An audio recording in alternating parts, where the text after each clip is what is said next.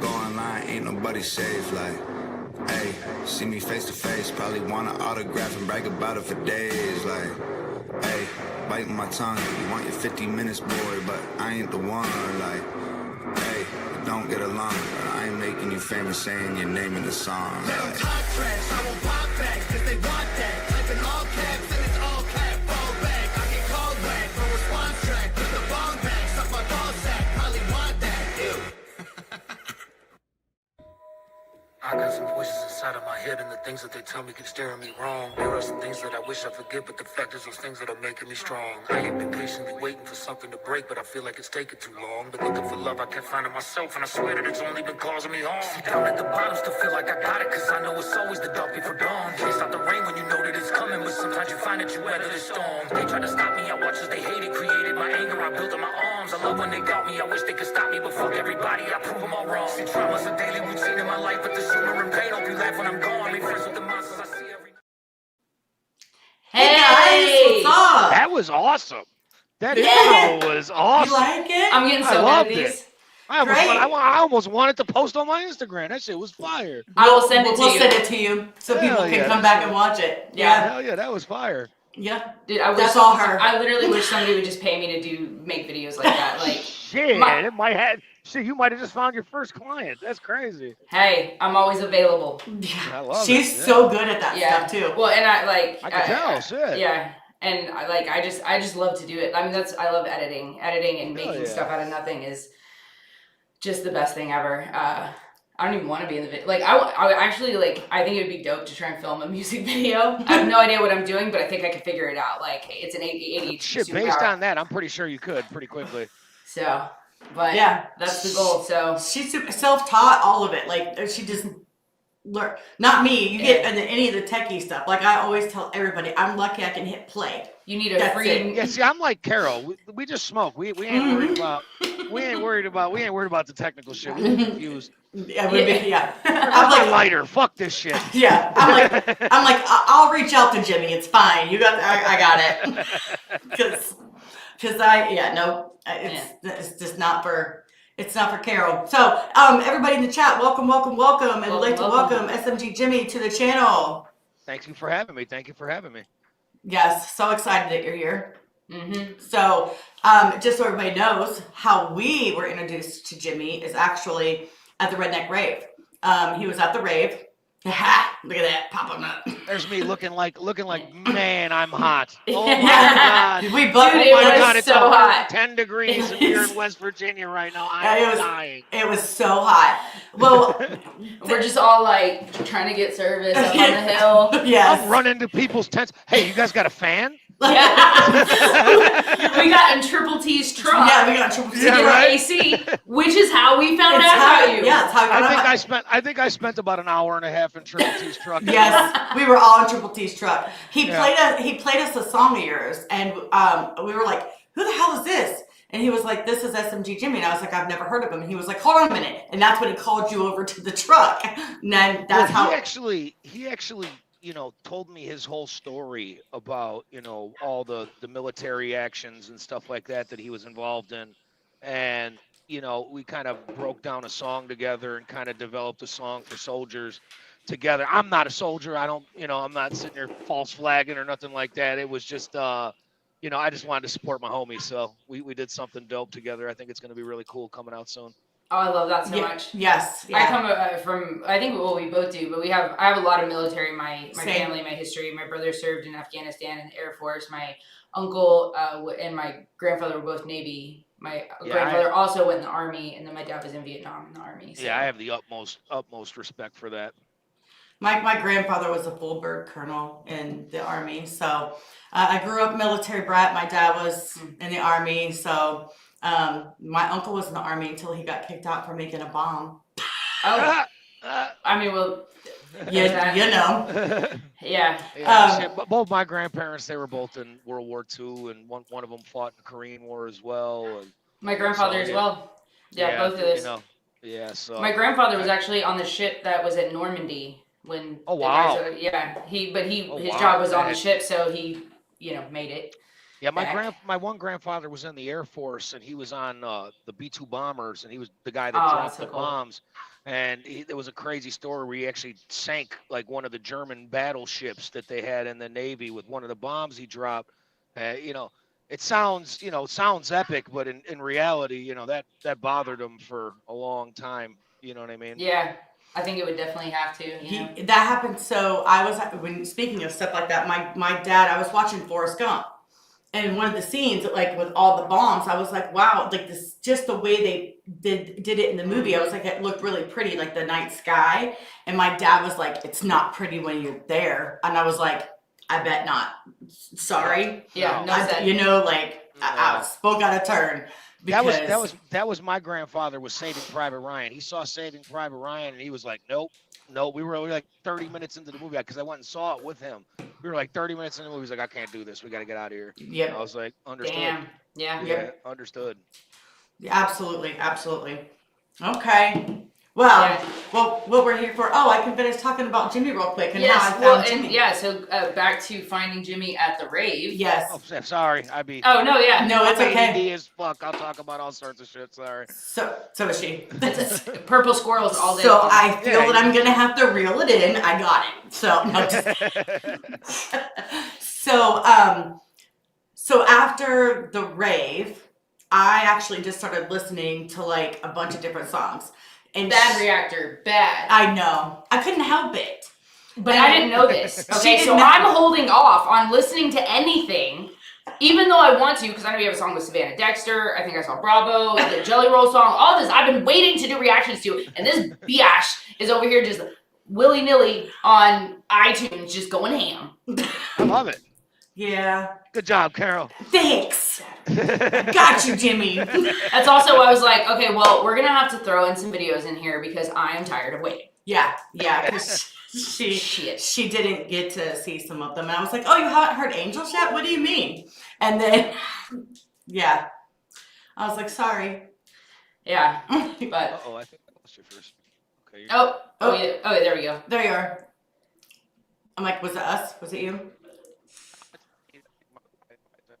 Stupid because I just switched over to like digital service and not Wi-Fi. Okay, we're good. All right.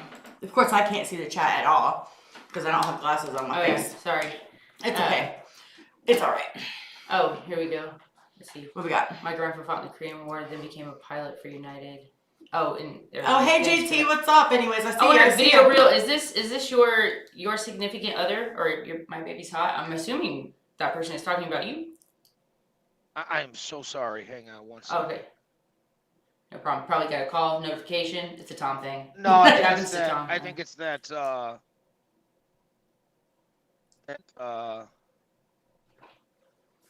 That Wi-Fi switching. What's the name of the person? Video. Real? Oh, video real says my baby's hot.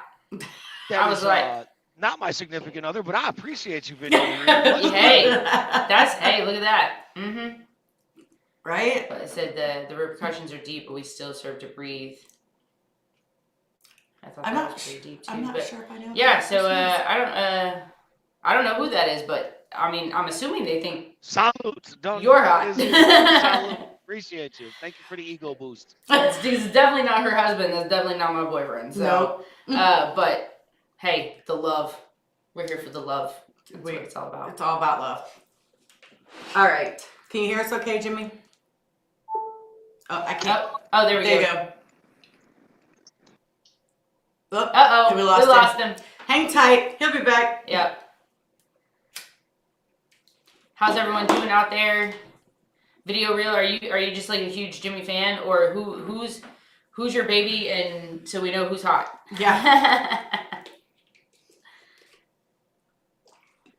Jimmy's a dope artist. We're definitely going to be playing a handful of videos today as we go through the interview. So hopefully we'll get Jimmy back here shortly.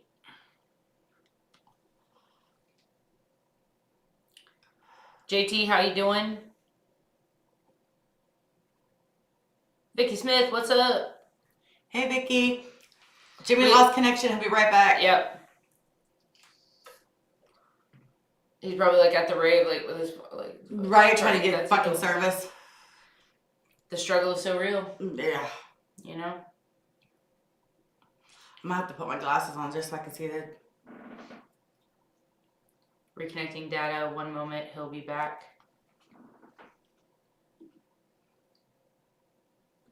Oh, nice. Got a new job. Hey. We've been pretty good.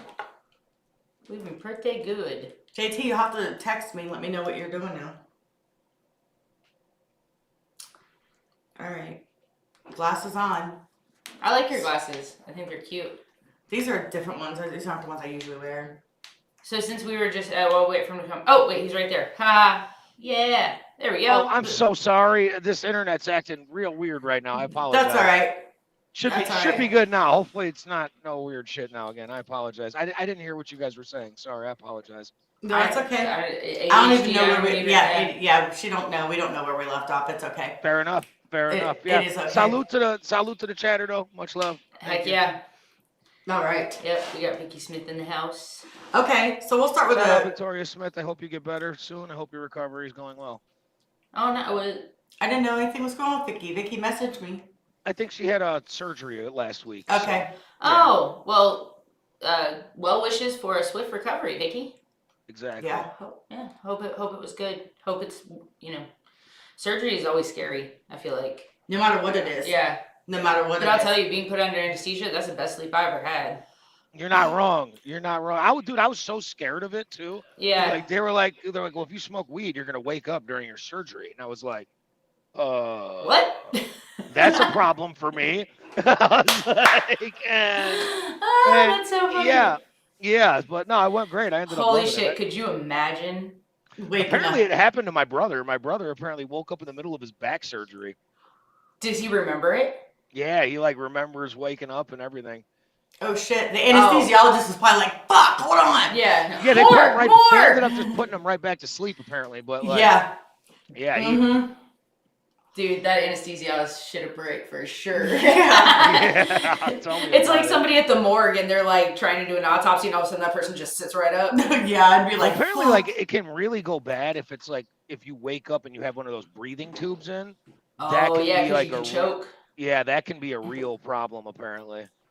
Like you can like fuck your whole vocal cords up. So I'm going into my surgery and I'm going, oh no, I sang. Please don't end my career from surgery. You know what? I had wasn't even under general anesthesia. I was just under whatever they give you, kind of like in an IV to kind of knock you out for a procedure. But they still put like something in your throat basically to kind of open it up. But when I woke up, tell me why like there was blood everywhere. I was like, what'd you guys do? Like shove it in there? Like what the hell was happening? Like I was pissed off. Let me tell you what though, I called and complained about all of it and I didn't get a bill. I did not get a bill. I bet you didn't get a bill. They were like, please don't sue us. Right. I was so pissed. And I work in the medical. Like in that same notion, they tape your eyes closed when you are having surgery. And whenever that happened, they actually would either taking the tape off, something happened, but they tore the cornea in my eye.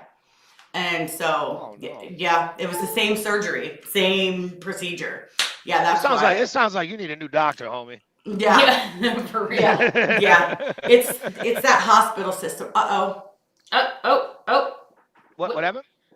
It's the camera. I think I hit. There we go. Oh wait, there we go. I just barely moved something. Everything looks the same on my end for you guys. Okay, good. Yeah. Good. There's lots of cords by me.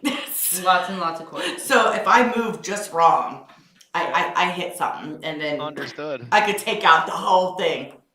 We're better now. We're back. Yeah. Carol just. I don't do like I'm the fact that we have all this technology working at one time is like a miracle in itself. Yes. Like, let's go. You know, I grew up in the days where like I had a Super Nintendo and if it didn't work, you just took the game out, you blew in it and stuck that shit back in. Right. You know what I mean? And then it worked. So. or you hit it on the side. Yeah. Oh yeah. Hit just the tap it a little bit. On the side. Yeah. You're like, come on, tap tap tap. I remember when the games we would spend hours trying to get the one game to work. Oh yeah. And then once you got it to work, you're like, nobody fucking touch it. Yeah, don't touch the fucking game ever again. Right. Just we're playing that No one. ejecting for the next 2 months. Okay. Right. Dude, We're playing that I mean, one. at least we're not on dial-up anymore. Right. Oh, I remember Can you that. imagine? Like, I remember back in the days of AOL when it first came out, and you'd be on there. It'd take you so long to get on there, and just be like, like it was dying, it's slow death or something, and then all of a sudden you're on, and you're on for 5 minutes, and somebody calls your damn phone. You're off. You got to go through it all again. That was some shit, man. The struggle was real. Shit. All right. I have a joke for that, but I'm not going to tell it on the internet. It's way too terrible. So. I mean, text me. Yeah, I was saying, I'm all here for. I'm here for the terrible Remember jokes. the dial-up porn?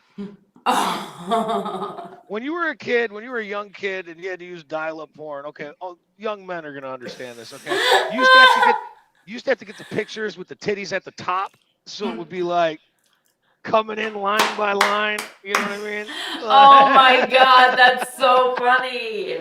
Damn, that's taking it way back. Yeah, I didn't have that problem. Yeah, I was a weirdo. I don't know what else to say. No, I actually have some hilarious points. No, listen, so real quick. So we actually just had, videotapes. Okay. Anyway, so my son was about 4 years old, finds the videotape. Okay. On the cover was, very explicit, but like stars covering things. We hit them in Disney movie cases, the old fluffy cases. So when he brought it to me, and I was like, oh, it's a video of like she's giving birth. That's what I tell my son. Okay. And he goes, whatever, Mom. He's like, you know what? He's like, when I get older, I'm going to have those videos and you can't watch them. I was like, if he only knew how true that was. That was basically he was a premonition. 4 or 5 years old. Yeah, 4 or 5. I had the most embarrassing moment with that ever, because like back in the day, like as a kid, it was either scramble porn, and one time I was like, okay, I'm gonna be sneaky and I'm gonna order the pay-per-view of it, right? And I recorded it on a videotape, but it was on some like random. It was on some like random videotape that we just had at our house, right? And my dumb ass left it in the VCR, right? So I come back like it's like a week later, right? We go to the bed. Hey, let's all watch a movie. Whoop de whoop de whoop de whoop de whoop. They accidentally hit play. I'm sitting with my mom, my grandma, my dad, my fucking uncle, and just porn on the TV now. No. They're like, what the fuck, James? Oh no. How old were you? I was probably like 12, 13 years Oh old. shit. Damn. Yeah, so it was real weird. It was a real awkward experience. Oh shit! Yeah. Turns it off real fast and shit. That shit was crazy. Yeah. Me and my mom took my grandma to see Magic Mike. There you go. That's about as close as that's ever gonna get right there. Yeah. I'll tell you that right I didn't now. ever want to get that close. Trust me, this was a total accident. Yeah. Oh my gosh. Let's see. What up, DM Films? What's up? Shout out DM Films. Letting some people trickle in here. All right. Yeah. Okay, Jimmy, real quick then. We'll start this off. How did you first get into again. No, it's all right. How did you first get into making music? First get into it, it was like I was probably like 15 years old, maybe 14 years old. I was in high school. One of my good friends, this kid named Mike McKinney, he was like the rapper in our high school. You know what I mean? Like he was like the guy who always was dope and wanted to be the rapper in our high school. And this is around, when freestyling was a big thing, you know what I mean? Mm-hmm. And so he'd be freestyling at the high school, just sitting there spitting flows and blah, blah, blah, blah, blah. And one day I'm walking, when I was a big metal head at that time. So I was listening to like Korn and Tool and freaking Pearl Jam, Nirvana, Alice in Chains, you know what I mean? And that was like who I was a fan of at the time. And I didn't really know anything about rap. I was like, man, what the fuck are you doing, bro? Blah, blah, blah, blah, blah. And he's like, man, no, we gonna spit a freestyle. You gonna have fun with it. Watch. And he's like, okay, bet. So he started spitting freestyles, and the whole school is coming around him and watching him because he was really good, right? And he's like, all right, James, it's on you. And he like dissed me in his freestyle for like liking the metal music, right? And he's like, okay, what you got to say back? And I'm like, I don't know. And I just started rapping, you know what I mean? Like trying to have fun with it, like joking around type shit. And then like I finished and I looked around and everybody was like, yo, that was really good, bro. Like you should probably do that from now on. And I was like, really? I was like, really? So I then love that.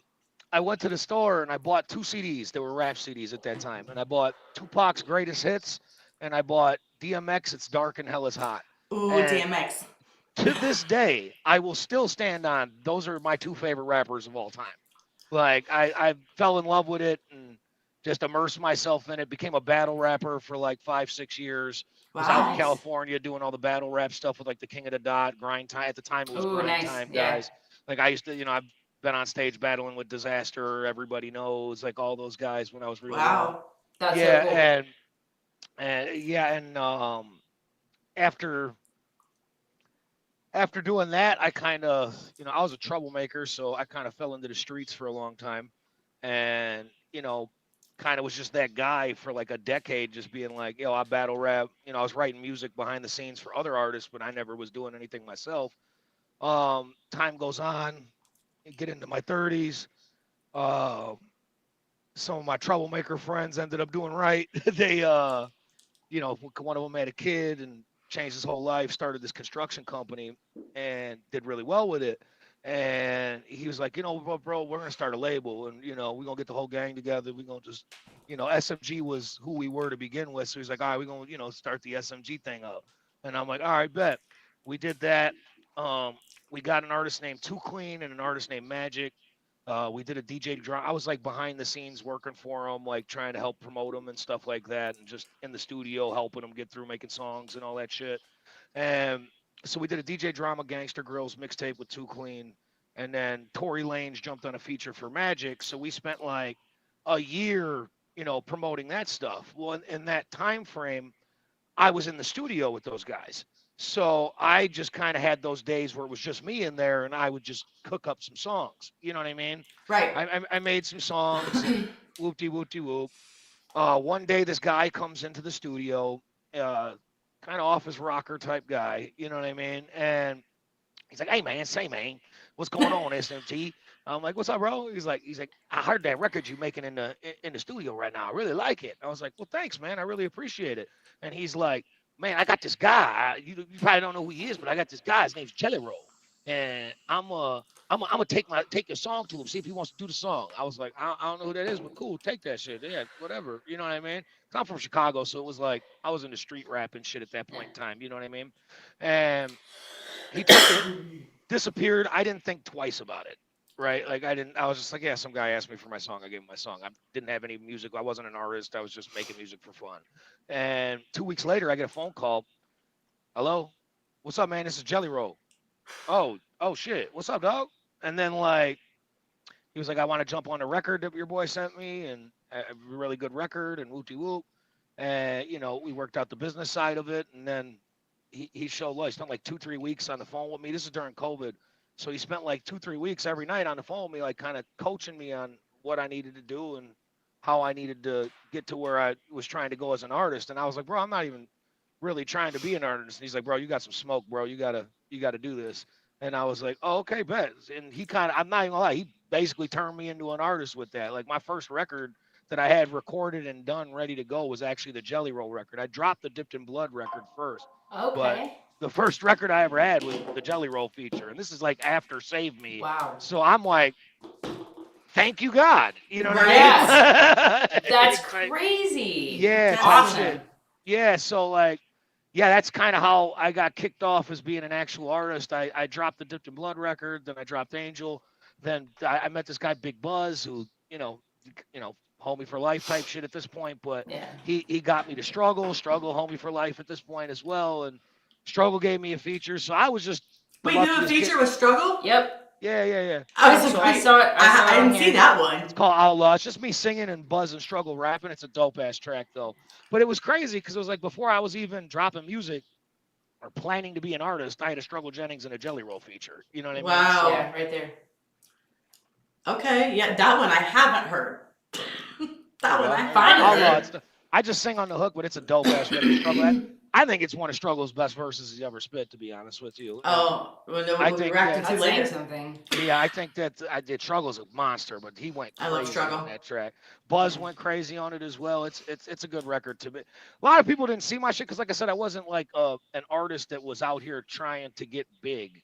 So it was like I was just making music and whatever happens, happens type shit. And you know, I got some blessings and I think I have good records. I think it's funny though, because whenever anybody sees like my Struggle song or my Jelly song, they're like, "You have a record with Jelly or Struggle?" I didn't even know that. Like, no one knew they were coming out when they came out, so it was like Yeah. whatever.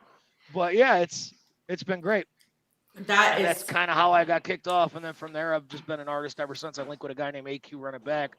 He's been my producer and engineer ever since. You know, that's like family, and we kind of picked this whole thing up together. That's a dope story. That is like yeah. that's one of the coolest actually. Yeah, Like, yeah. I appreciate it. Yeah, I mean, well, because I came into the Jelly Roll game way late. Like, I didn't know about him until he was already like signed, pretty much. Dude, I didn't even know what country rap was until I was called the country rapper. Didn't you know? Yeah, he was like, oh, okay. Well, I mean, maybe it was because I did the records with Struggle and Jelly. They kind of looped me into that, but I was just like, I didn't even know what it was. Now I love it. Now I know everybody and kind of immerse myself in it and all that stuff. But yeah, I actually found Jelly with the song "Save Me." I heard that song like a couple of days after my dad died. And I loved that song. And then I showed it to my friend, and then my friend went down the rabbit hole of Jelly Roll. And then before I know it, now I'm listening to a bunch of Jelly Roll. You know, because a lot of people know Jelly Roll because he got big, know him as this like country singer. They don't realize. A lot of people don't realize that Jelly Roll rapped. I'm so happy about that because I feel like there might be one after mine, but I don't think there's more than one. Mine might have been like the last Jelly Roll rap verse put out. You know what I mean? Right. Yeah, because like he doesn't, you know, he does more of the singing, The you country know. singing now. Yep, than he does actually rapping. He's dope as fucking both. I mean, like Yes. he can do whatever the hell he wants to do. He's just a superstar. You know what I mean? I love that song, "Son of a Sinner." Yeah, it's a great song. But yeah, I've loved Jelly Roll. I took my daughter to her first concert, and it happened to be a Jelly Roll concert that we took her to. And he Good is show. so freaking awesome It's a good live. show. He's Yeah. really, really good. Yes, he's a great guy. But we're not here about Jelly Roll, right? Yeah, no. I mean, Yeah. you know. but I mean, I I'll love go that on. that's how and I love that because I wouldn't have known that any other way because, you know, if you looked at your YouTube, the first song that came out, you would think that was the first one you did and it, you know, went in order. But Yeah. so I always think it's interesting because you never know exactly. So I had Outlaw, Angel, Dipped in Blood, and Hold On. All four of those were written like 10 years ago. Dipped in Blood is like my favorite song. That's like I wrote those like Wait. 10 years ago, like when I wasn't doing music at all, and just kind of had them. I recorded Angel probably like when I first did my verse for Angel was probably like, let's see, it's 2025 now, probably like 10 years ago almost, yeah. Wow. So wow. That song was done for like 4 or 5 years before it actually came out. That's crazy. That's crazy. And then yeah, when Jelly jumped on, that's kind of what accelerated actually putting it out. You know what I mean? Mm-hmm. That's crazy. Well, we actually, I think she used Dipped in Blood on the Fifth Element competition on Triple T's channel, and it won her. I won that week. She won. You guys man, I can't give you guys no love. Triple T be whooping y'all ass. I know. I know. I don't know how he finds these people. Like, it's hard. It's hard. The biggest thing is trying to find them under 25K. Mm-hmm. Yeah, that's the problem. Exactly. Because everyone like that I find that is like I feel like has real good potential and is decent is like 50K. 26, 32, 41, and I'm like, son of a bitch. Right. You want to be like, hey T, can we just up it a little? Yeah, I know, right? Like, dang. Like, can we make it 50K, please? right? Because because even them, they're still small. You know what I mean? Like people don't know like as much. Well, we're also like I guess we're new in the country rap genre. I mean, likewise. So, I've kind of gotten education through Triple T. I'm not gonna lie. Yeah. Same. Yeah. Same. Yeah, he's educating us on that. Except We're for- educating him on Tom. Yeah, we are educating him on Tom. But You guys are I've big been Tom McDonald fans? huge. You see the back? Understood. Huge fans of Tom. Well, Tom's the homie. Yeah, Gotcha. Tom's a dope. good bro. Yeah, he's a dope. good dude for sure. Yeah, like we actually found the whole genre, I guess, or at least I did because I came into Tom's music right after he did the first collab with Adam, and so I kind of found out Adam succinctly, like together, and so I kind of was introduced to like a different genre of rap in that way, and then I just fell down all the rabbit holes because it was I actually knew about Adam before I knew about most of them because he's from this area. So it's like, you know, he's a little bit south of where I'm at, but he's he's from this area. So I'd heard name about him. He was actually locked up with somebody that I grew up with. So it was I'd been hearing about him for a long time. But everybody else I really didn't know about. It sucks that I didn't know that where you were at because we were just in the area. Yeah. We could have been like, let's have some dinner. I'll make sure you guys get taken care of. Anything you need in the city, for sure. Oh, that's dope. Yeah. We and then I was there like a couple weeks before that for the Cash Money Millionaires concert.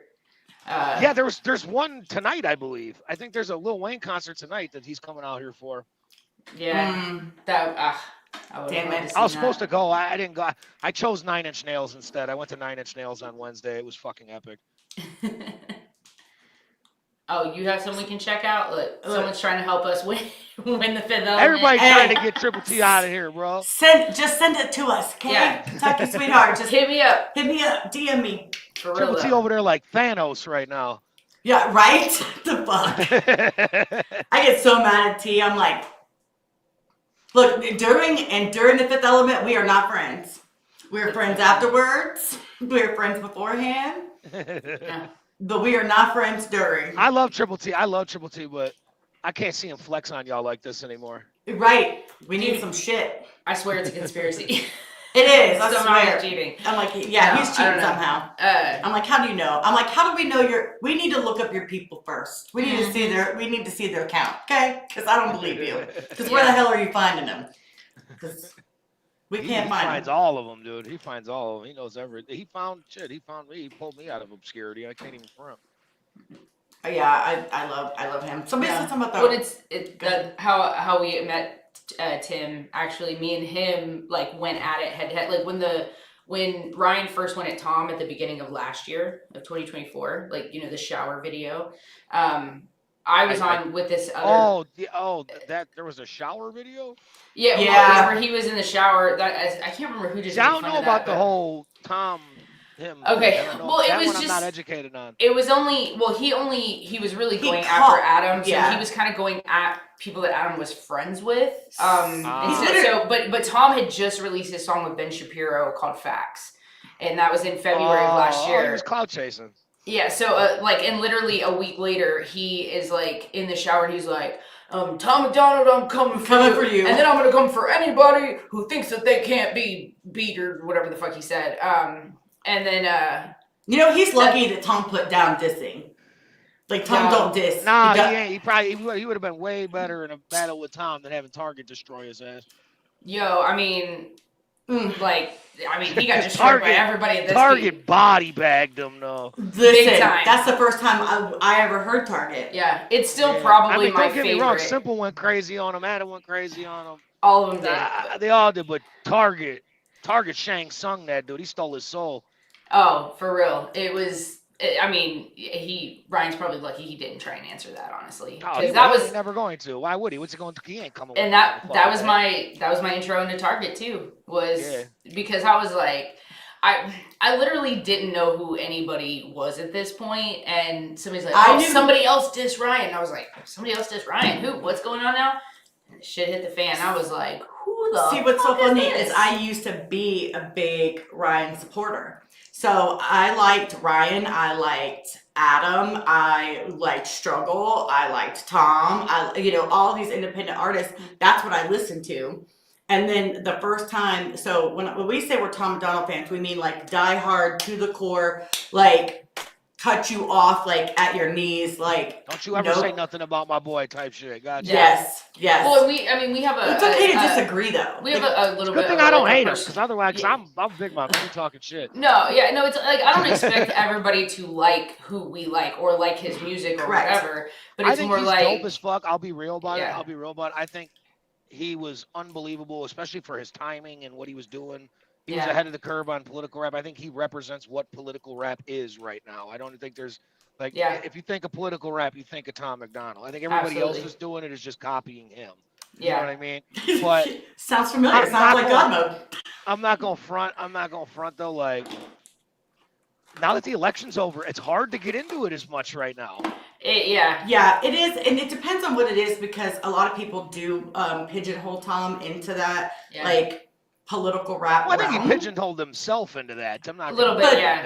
that. Yeah, but they don't realize. Here's the problem: he has a Oh, lot he of can songs. spit. I've heard his other songs too. Yeah, but he But has you a don't lot of put those other. out. You have to like pay for them and have them sent Yeah. to you and shit to get No, them. no, there's he puts a lot out on the internet. But the problem is those ones aren't the ones that get pushed. Like Yeah. people aren't seeing because they expect. They don't go nearly as viral. They Correct. always get a million views, but they don't go, Like- because they're not as controversial. And that's like people are always like, well, okay, this was great, but when are we gonna get another political song? Or when are we gonna get another, no response or I'm sorry or God mode or whatever? And I think now Tom just has kind of gotten to the point where he's like, you know what, fuck it all. I'm gonna do whatever I want whenever I want. Yeah, so that's when true. that's why he put out "Proud to Be a Problem," and that's just a straight singing record. That's not there's no rap. There's on no that rapping at all. on it. That record at all.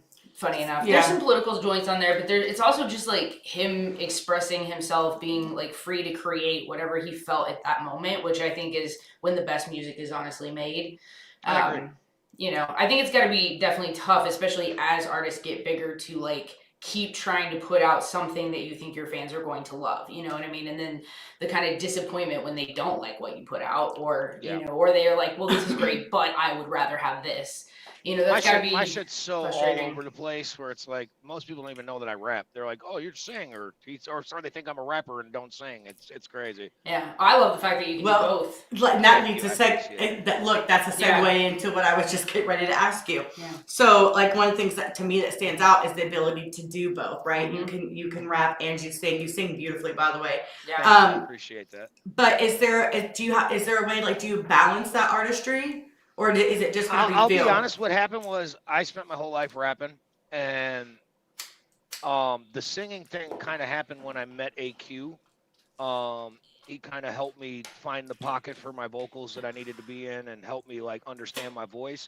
So I never thought I was a singer. I always thought I was just like, I just didn't want to have to pay people to do hooks for me. You know what I mean? So it was like Yeah. I didn't want to have to find singers and shit like that. So I was just like, all my hooks in my head were never like rap hooks. They were always melodies. So it was like Mhm.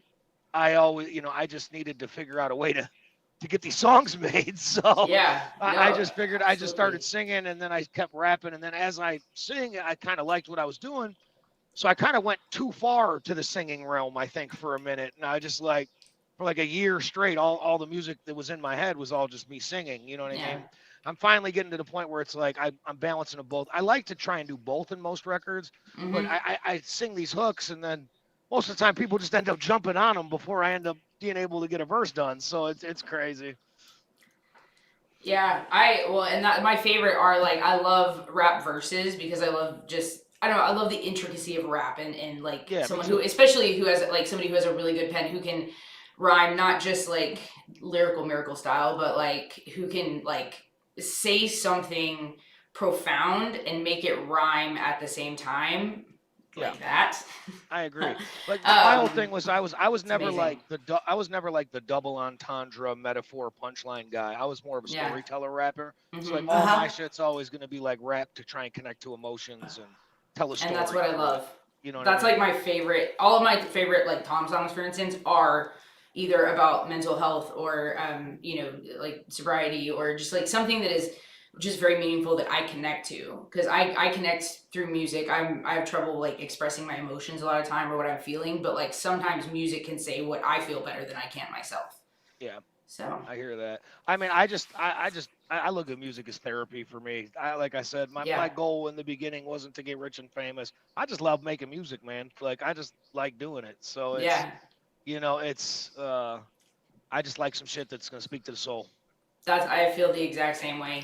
Look, that's so funny because that's actually look. He's like giving me segues right into questions, and I'm loving Perfect. it. You're Like, right on it's just point. like He understood the assignment. he did. I didn't know what the assignment was, but I'll take it. Hell yeah. So, what kind of message do you hope your listeners take from the song? Like, is there any specific message? um, I always say it like this: it's not as much of a message as it is a feeling that I'm looking to create, right? So when I was younger, I was going through it. Shit was rough at the moment, and I'll tell you this right now: Tupac's "Until the End of Time" saved my life. Without that, "Let Me Fly" by DMX, certain songs by M, certain songs, but I mean, Mm-hmm. there's just certain songs where at those moment in time, you needed to hear them, and Yep. like you heard them, and they kept you going. You know what I mean? Absolutely. I just hope to provide that feeling to somebody at some point.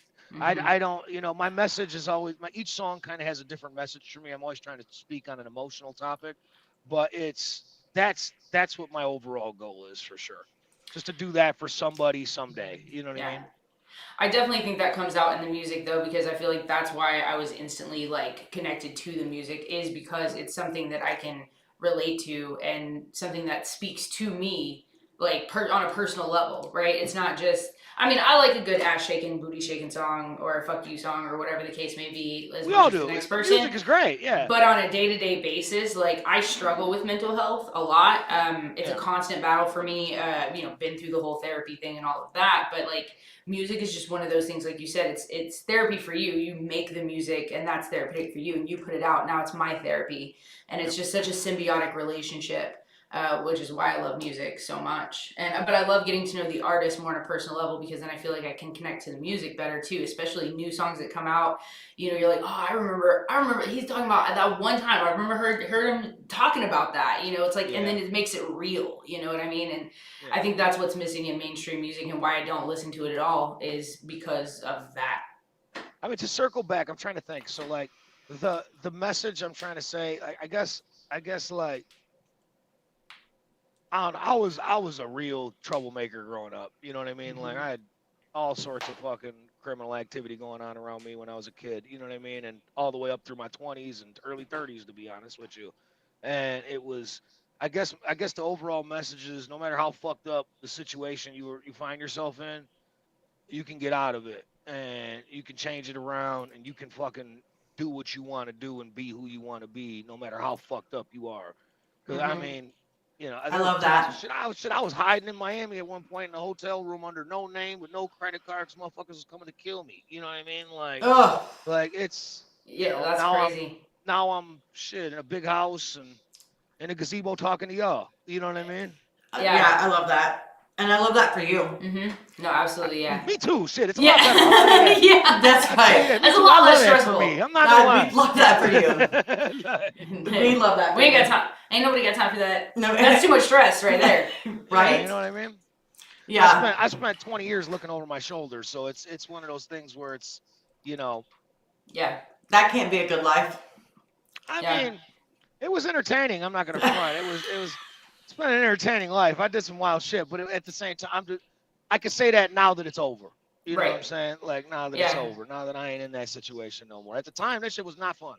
Yeah, it makes me think of that saying, it's always darkest before the dawn. Like, Yeah, just because it might seem very bleak and like, things are just rock bottom, it doesn't mean that, the sun is just coming over the horizon. Like, you just yeah. gotta hold on.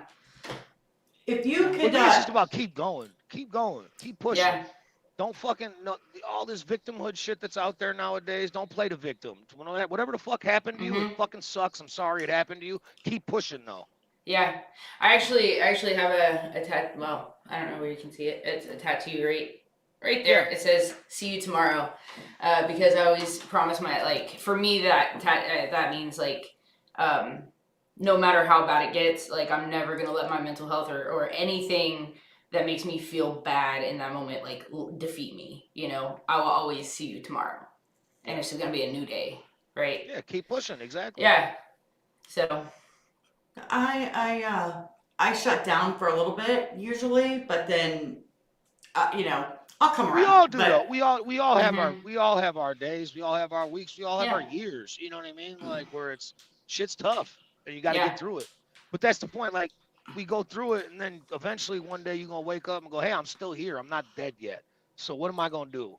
You know what Mhm. I mean? Like, and if you're not dead yet, you can change it around. So Heck yeah. keep fucking absolutely. pushing. Yep. One thing at a time, one day at a time, 1 hour at a Exactly. time, 1 It minute ain't at a easy. time. The shit ain't easy. Ain't none of it easy. Life ain't Nope. easy. You know what I mean? Mm-mm. No, yeah, and everybody is struggling. A lot of times, most people are struggling with something they just don't talk about. You know what I mean? Everybody's got Yeah. something going on, and I think a lot of times we forget that. You know, and it's but and that brings me back to the music because music is, I think, one of the most substantial things in most people's life at some point that could affect them and get them through those tough moments. Like, that's music is probably my favorite thing in the world, and I was not blessed with a singing voice whatsoever. So it's Me neither. unfortunate. Neither was I. Apparently, you can learn. I didn't know this. That's what they People tell call me. me a singer now, and that's crazy to me. Okay, because I Yeah, was not a singer. I promise you. I believe it. Now I can lip sync with the best of them. Yes, you can. You need a partner for karaoke. I got you. But that's why I also like rap because I don't have to like sing. I mean, it's still hard. It's actually people don't understand. It's still hard to sound good rapping. Like if you don't have a flow or if you can't flow, if you're just like it's not just even rhythmic speaking. Like you definitely have to like it's so much harder than people think. Like Yeah, I can always tell when somebody's so like hard. really like either new or Yeah. not polished, Mhm. like when they're rapping, because I'm like, for one, it sounds more, what's the right word for it? Like almost choppy, Yeah, right? that's literally Like- what I was thinking in Like my it's head. real choppy, and I'm like, you don't have a flow, Yeah. right? It's Well, it's just like real they just choppy. can't find the pocket. You know what I Yes. mean? They can't like they're not, or maybe they're overrunning their bars or like, and you can tell when you have too many like a certain amount of syllables here, but then there's like twice as many here. You know I what I always mean? try They're to tell. rushing I always it. try to, like my opinion on it is less is more. Sometimes a lot of Mhm. these guys in the beginning they try and do too much. They Yeah, try and flex too much, and they're not ready to do all that. You know what I Yeah. mean? They'll fucking change their flow 10 times in the same verse on their first song just to show you that they could do it. Meanwhile, Yeah. it's like, yo, that song sucks. You know what I Yeah, mean? Like, right, it's like, right. yeah, like, yeah, you cool, you can rap. We know you can rap, but your song sucks. Like, Yeah, for me, rapping came easy to me from when I was a kid. yeah. I mean, I was a freestyle rapper, so to me, rapping always came real easy to me. But it's creating raps inside of a song that I always found to be the more difficult thing, Hmm. and that's what took time to learn. Like to go look at somebody and spit about what they look like and talk shit to them was always easy for me. But like to turn it into a topic that has a chorus that actually makes people feel something, Hmm. that's what the artistry is. You know what I mean? Yeah, absolutely, and that's exactly what it is. It's creating art. It's art, yeah, for sure, 100%. Speaking of art, do you have a favorite artist that you've worked with? That I've worked with? That Oh you've man, worked with? you're putting me on the spot. I'm gonna piss people off answering that question. Just say everyone. Just, yeah, everyone, and then just DM Yeah. me. It's fine. Just whisper it. They'll never hear. I mean, the most consequential artist I worked with clearly was Jelly Roll. Mhm. That was, that was a real inspirational story just because he convinced me to be an artist, basically. You know what I mean? So that's probably my favorite story as far as like getting to be in the room with them and Mhm. just getting to be in the room with them. I'm not gonna lie, I'm a Chicago kid. I got to work with Twista. To me, that was like, That's way from my cool. age range, that is Chicago. You know what I mean? Like Yeah. I've gotten to work with Do or Die and Twista, so it's like to me, that's you can't get any better. To me, Twista's like one of the greatest rappers to ever live. So Dude, to and like me, it's been so hard for me. working with Twista. I was sitting there like dumbfounded the whole time. I was just like, I can't believe Twista is rapping on one of my songs right now. This is crazy. You know what I mean? And I've been holding I met him. off. I became friends with almost every artist that I've done a song with. With Twista, like the relationship is great. I mean, I'm sure he'd never say anything bad. But I was a fanboy. I can't even front. I can't even front. He's like, yeah, I get it, bro. You like me. All right, let's get a picture, bro. I got to do all this with you, bro. Blah, blah, blah. You know what I mean? Like everybody else, I never fanboyed out the way I did for Twista. I'll say that. You know what I mean? Okay, well then That's exciting. yeah, man, I really.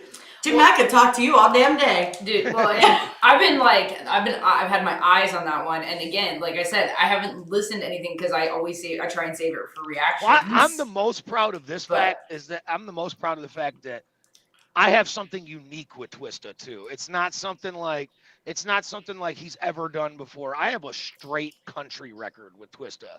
You know what I mean? So it's like That's no so one cool. else can say that, and I'm just so proud of that. I'm sorry. I'm a fanboy. I'm a fan of Twista. I don't know what else to say. Yeah, That's allowed. I literally just did a show with him last night, and I've known him for a couple years now, and yeah, I'm just like, damn, it's still Twista to me. You know what I mean? Mm-hmm. Now, a different direction. Is there any artist that you haven't worked with that you would like to? There's a million. There's Okay. a million artists I would like to. I'd like I said, Pick your favorite. Pick the top That's one. impossible. I give you Pick the three. Okay, give me your top three. I give you three. I want to work with MGK. Okay. He's my favorite current rapper right now. I want to work with Jesse Murph. Okay. And I would like if I could pick anybody on earth to work with, I'd probably work with Trent Reznor. Ooh. Who's that? I don't know who that is. Ronnie Radke would be dope too, but Trent Reznor's very high on my list from 9 Inch Nails. Mm-hmm. Oh, from mine. Okay. Yeah. See, I didn't listen to them. So Yeah. I was never a fan of their music until I saw them live, and then after I saw them live like 5 years back, you can't tell me nothing about those guys. That guy's probably the most talented person I've ever seen in real life. You know what I mean? That's amazing. yeah. Yeah, he does. Like you go see one of their shows, you'll just be like, yo, how is that guy doing what he's doing right now? That doesn't even seem real.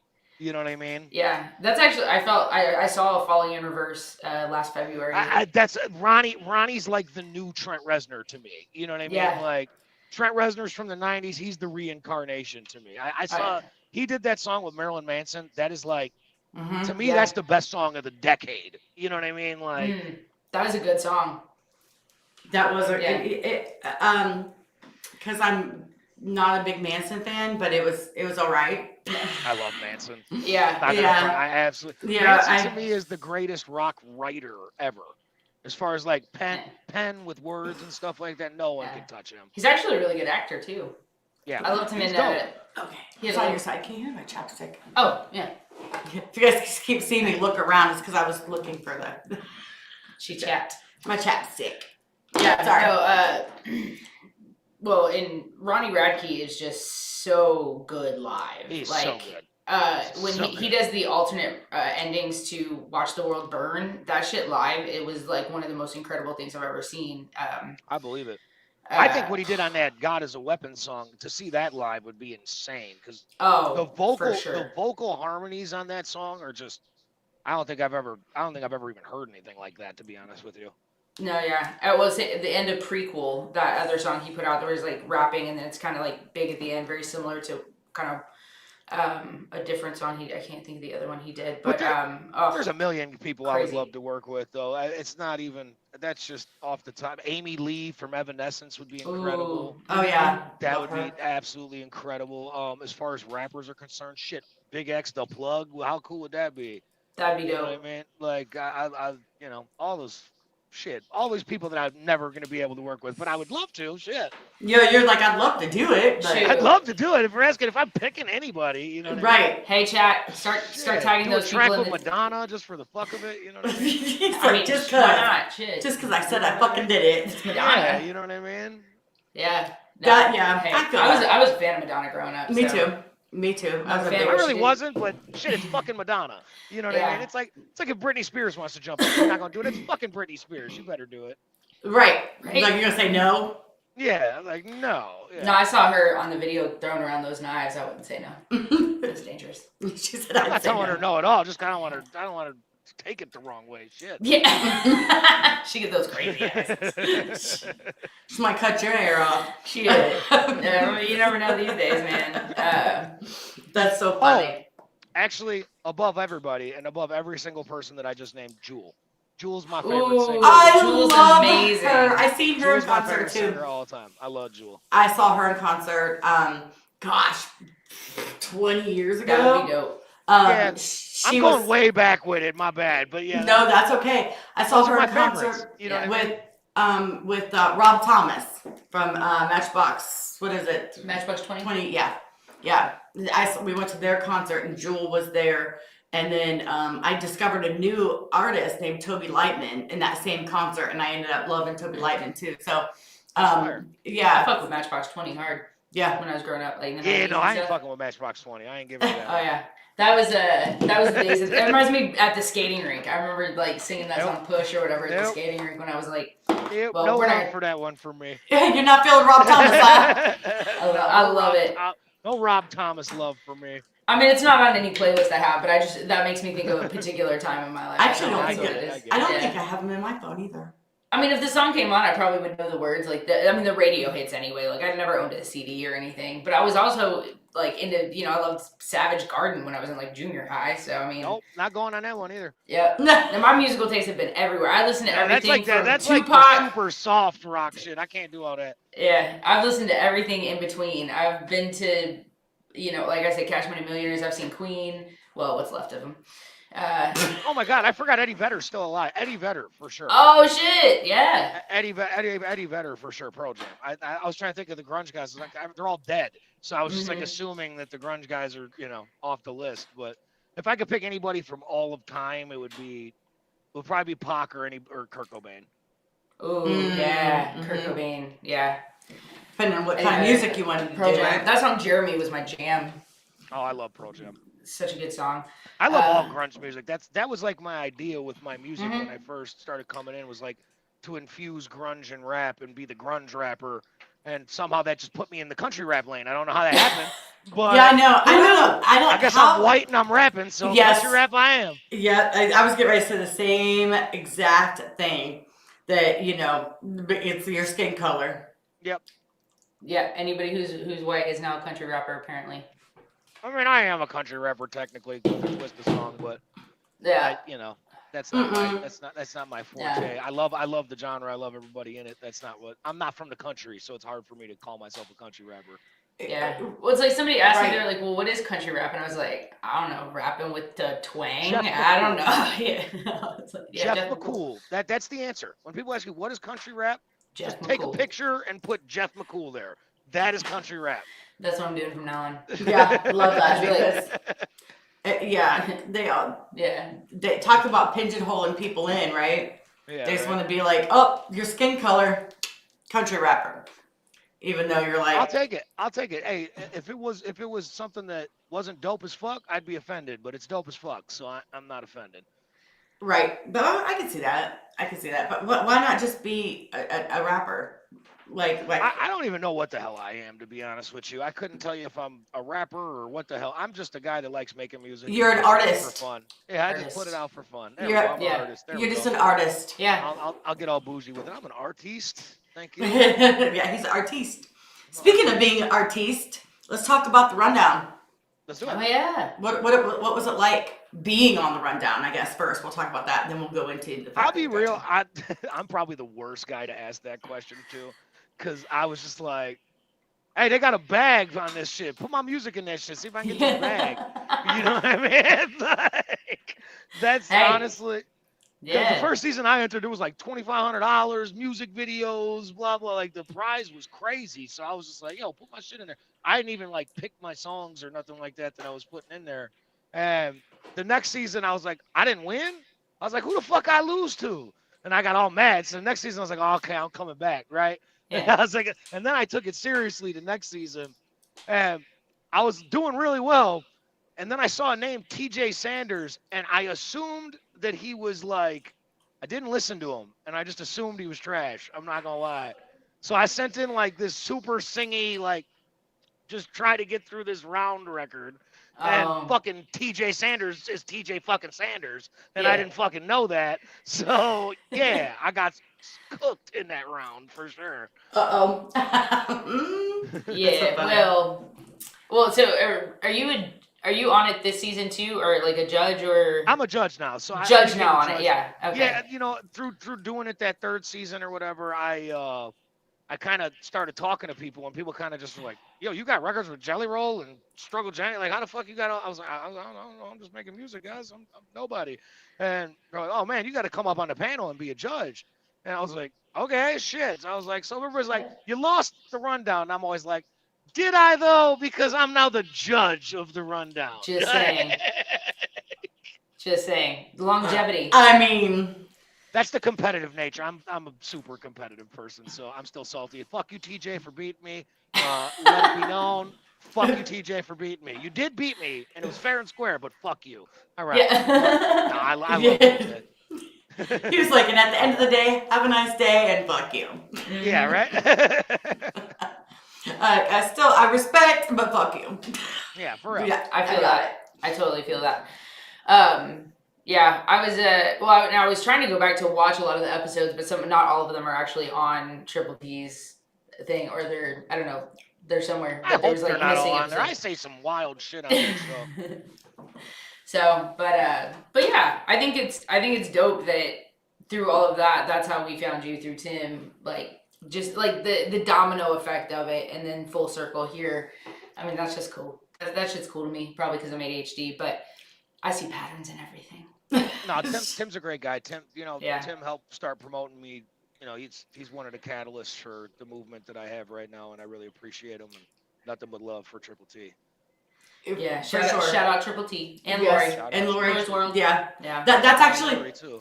that's actually why we were in Chicago, because we went and picked up Lori. Yep. And Lori was in Chicago and they didn't call me or nothing. I know. Just Lori. We went and saw Foreigner. We went and saw Foreigner with Lori and I'm Rockford. so offended right now. Yeah. Well, I mean, technically, I didn't know. I didn't know. If I would You have known guys that, didn't know, but Lori should have known. Yeah. Yeah, because we could have been like, hey, you want to get some dinner? Like, let's just Even like if I link wasn't up. in town, I could have set you guys up places and had you guys taken care of while you were in the city. You know what I mean? that'd have been dope. Yeah. Yeah. Yeah, it was one of those, like, it was. Because we are like that. Well, because Justin was in Ohio, in our area. Well, and I saw him post from where he was, and I was like, yo, that's like 15 minutes away. And so I was like, hey, you're in my town. And so we ended up going to meet up while they had dinner, and she had a drink with Justin. Yeah, I had a drink with Justin. Just in time. Yeah. Yeah. That's Sorry. what's up. Yeah, it was was good to do it. I went out to Indiana and went and seen him at his studio one time and shit. Yeah. Met him down in Nashville. Went to the Redneck Rave with him, on the panel with him all the time. He's a good dude. Yeah. It was just funny because it was just like, what the fuck are you doing here? Yeah, of all places. Right, because what he did is he was actually shouting out DJ Hyatt.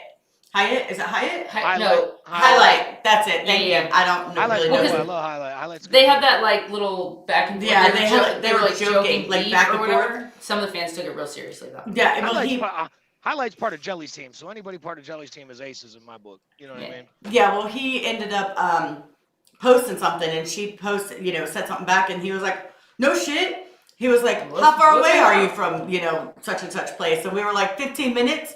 And he was like, all right, well, come on out. Let's get a drink. And I was like, okay. It was like 9 o'clock. It was 9 o'clock at night, and I'm like leaving the house. I walked by my husband, and I was like, oh, we're going to meet Justin for a drink. And he's like, who the fuck is Justin? And I was like, that's hilarious, because who the fuck is Justin time? It was just the way it set up perfectly with my husband. Only we just need nanny cams everywhere to capture those little moments. Yeah, it was quite fun though. Yeah.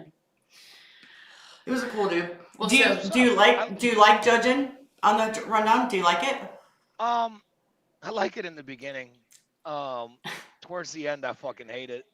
Because you're knocking out people that you might like. It's like you're telling people that are fucking dope that they lose. Like, you know what I Yeah. mean?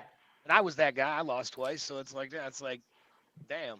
You know what I mean? Well, and it's one of the, where. But I'm like also, I say that, but I'm also just like when I'm on the show, I just kind of just go fuck it. And I say outlandish shit. I'll be like, your shit sucks. I don't know. I'm one of those guys. You know what I mean? Hey, honesty is always the best policy. I'm gonna have to tune in. I've never actually tuned into the rundown.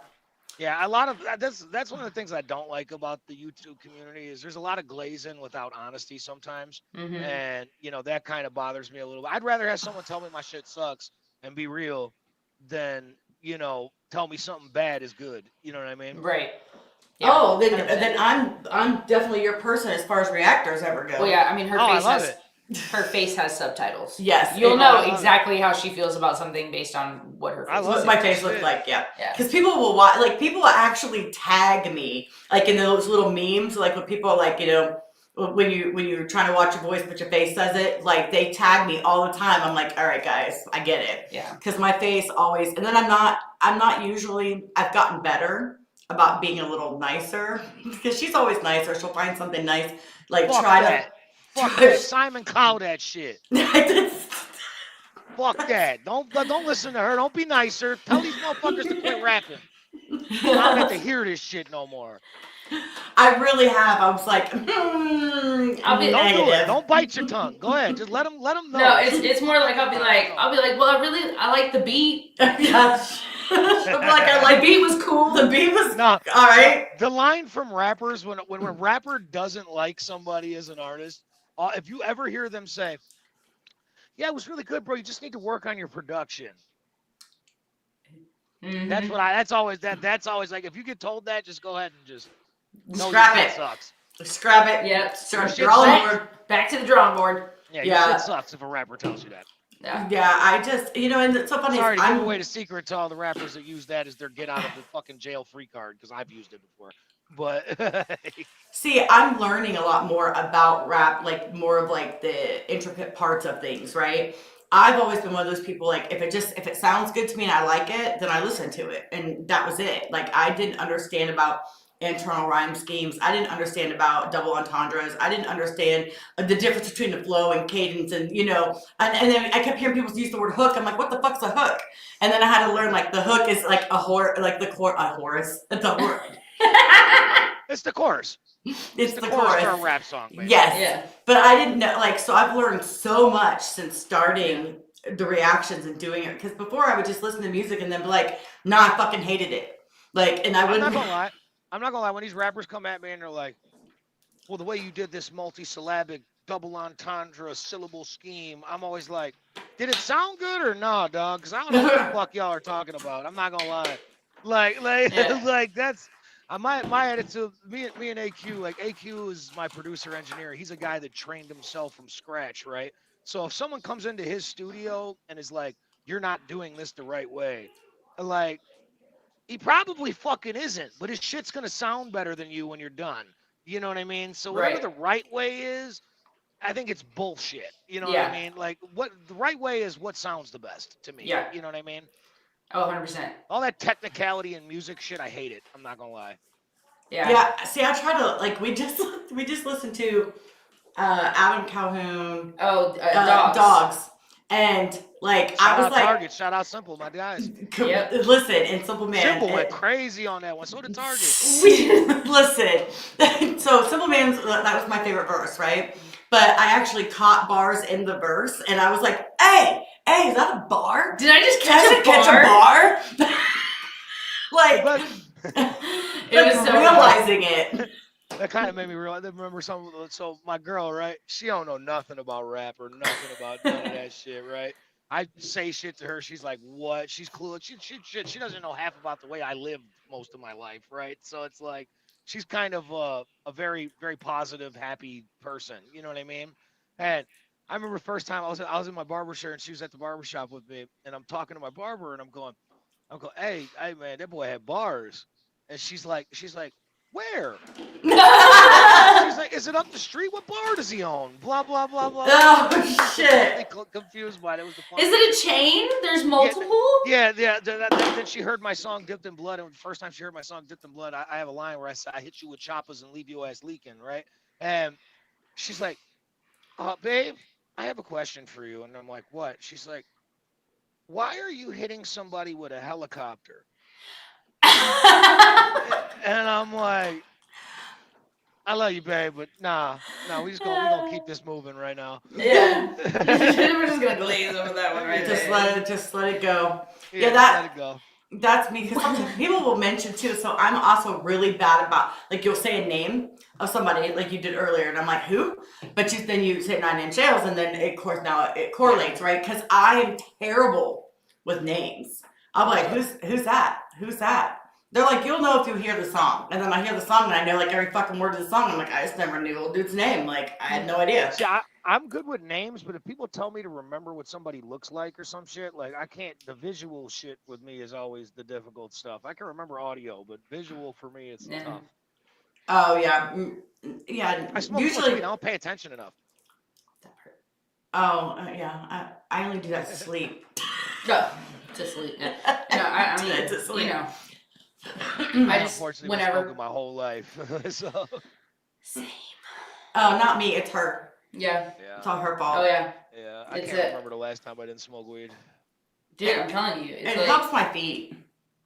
helps It my makes me not a everything. psychopath, so I'll take that. I'm not a psychopath anymore because of it. So Yeah, that's her. That's her. She already knows. She's getting her too crazy on. I'm like, bitch, here, just do something. oh, you way too pissed off right now. Here, Yeah, pretty much. Yeah. I'm like, it's not that serious. I need you to take a breath. Yeah, no, it's a thing. I mean, it like with the things I deal with, it just helps, calm you down, lets you think a little bit clearer. So nobody can tell me nothing about THC. Oh no, Yeah. I love weed. I love weed. Weeds, but everybody says detrimental. I don't recommend. Like, if you don't smoke it and never have, don't smoke it. I'm No. not recommending weed to people. Like, it's not something that. But for certain people, like with my situation, I was an ADD kid and I was on all that bullshit ass ADD medication. And when I got to high school, I started smoking weed. The second I smoked weed, I never took a fucking pill again the rest of my life. Yeah. So, Well, I mean, if I could do that all the time now, I probably wouldn't. But I do take a low dose of Adderall just because, like, I'm very severely ADHD. I was Ritalin. I was back in the Ritalin days. Me too. Ritalin, Concerta, and then they put me on Adderall for years. But on Adderall, I was a nut job, so it was like it was a blessing. Yeah. It was a blessing. It was a blessing for the rest of the world that I started smoking weed instead of fucking taking Adderall.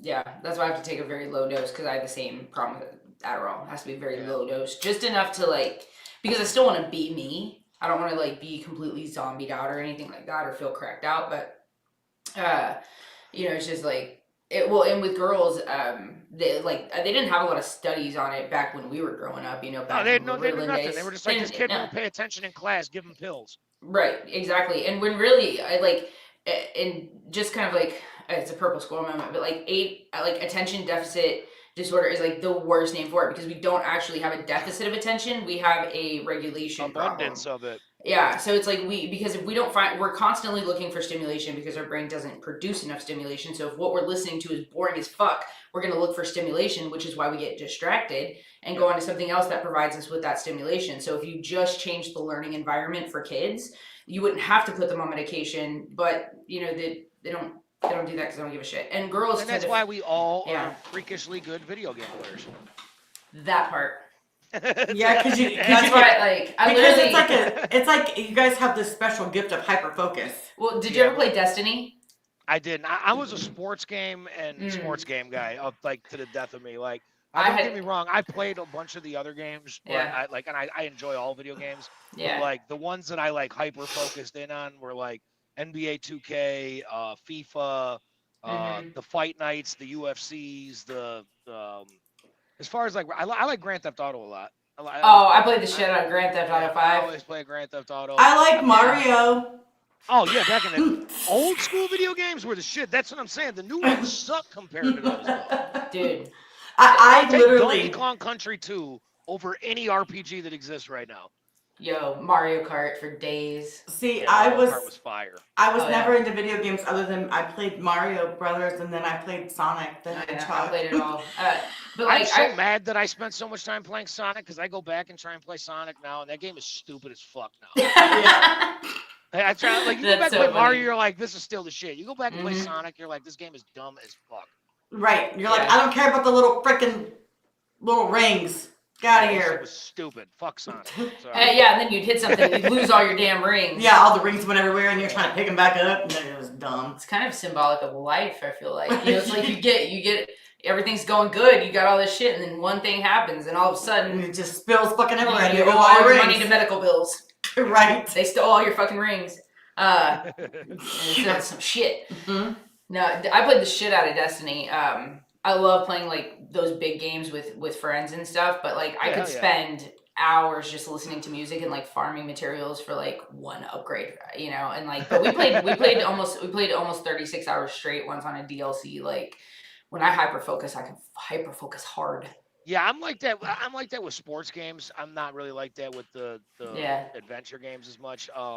Sports game, I mean, shit. We used to gamble on them and all that stuff. So it was always What, playing with the homies and going online and just gambling with people playing sports games. what about Call of Duty? I'm good at Call of Duty. Yeah, I've played a lot of Call of Duty. I'm not. I ADD once again. I like to run around and shoot people. I fucking hate doing all that hiding shit. So I play Yeah. Plunder Oh yeah. when I play Call of Duty. I play Plunder every time when I play Call of Duty. I don't really fuck with the let's go get all my shit together and blah blah blah blah blah and do all that type stuff. Oh yeah, I used to love playing on hardcore, which I like to call easy mode, because I like to run and gun with like oddly enough an SMG. But it just run around and just shoot people. Like it is so therapeutic. But that was fun to do. But yeah, I think Black Ops 2 is my. Oh, go ahead. Sorry, give me 1 second. I'm gonna turn the video and audio off for like 1 second. I'll be Sure. Yeah. Thanks. Sorry about that. No problem. No worries. All right, well, we gave us a chance to get caught up with our chat. Sorry, we've been MIA, not reading the chat. We've been really, locked into this interview here. Sorry about that. Oh, you're good. Sorry about that. Yeah. You're okay. We were just catching up a little bit with the chat. Oh, yeah. Shout out, chat. But yeah, I think Black Ops 2 is probably my favorite Call of Duty of all time. Best maps, best weapons. That's one of the 30 that they came out with that was the same game for Warzone, right? Yeah, probably, maybe. I don't know. Was Warzone already out when that came out? I don't think so. Well, I don't know. It came out after Modern Warfare 2? 3. 2. I don't know which one. It was a long time ago. Because they're on like Black Ops 6 right now or something, so. That was probably before I started playing it, because I started playing it when Warzone dropped. Oh, okay, yeah. So I think it was before that. Yeah. Because it was basic, but I'll tell you, you ever played Nuketown? You know the map Nuketown? You ever played that? Oh, that's a classic from Black Ops 2. They bring back so many maps from that one just because it was like best maps, best weapons. Like it was. Did you guys ever play Halo? I did a little bit, yeah. Yeah. Not a ton, but a little bit, yeah. Because that actually, I mean, because there was a period where I didn't game for a long time because I got a car and partying, doing all that and stuff. And then when I got married, now divorced, but he was a big gamer, and so like that's all he wanted to do. So I was like, well, if you can't beat him, join him, and I like video games, shit. So I started out playing Sims 4 or Sims 3. Tough. Yeah, and then I started playing a little bit of Call of Duty, and then I was like, my niece is a monster on Sims. I know that. Dude, I mean, it's like they're just fun to do, but then I got locked into that, and then Destiny and so forth, and it just kind of snowballed from there. But hell yeah, I love gaming. It's something fun to do where you can just take your mind off of just real life, I can't tell you how many nights it was like I was supposed to go out and gaming was like the reason I didn't go get fucked up or something like that. You know what I mean? Like I love gaming. Absolutely. See, here I'm just eyes glazed over. I'm like, sure. Mm-hmm. Next topic, please. Because Carol knows shit about gaming. Understood. Knows nothing. Carol's still just trying to figure out how to get her videos back from the Redneck Rave that got our SD card got fucking corrupt. Let's not talk about it. It's depressing. Oh no. Yeah. Well, like 32 gigabytes worth of footage just wiped, just gone. Damn. Yeah. Yep. So I had that happen with a music video after it was already shot and done one time, and I wanted to cry. So yeah, that would be way more devastating for sure. Like that would be. Oh no, it's like the same thing. Whenever you lose a bunch of shit like that, it sucks.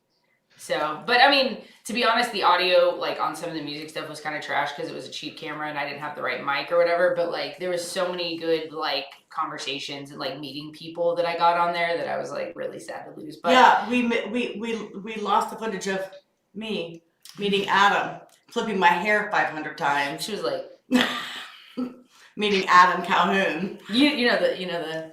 Like everybody else, I was super cool. I ain't going there. I'm gonna leave that alone. But Adam was he was a tough one for me. Shout out Adam.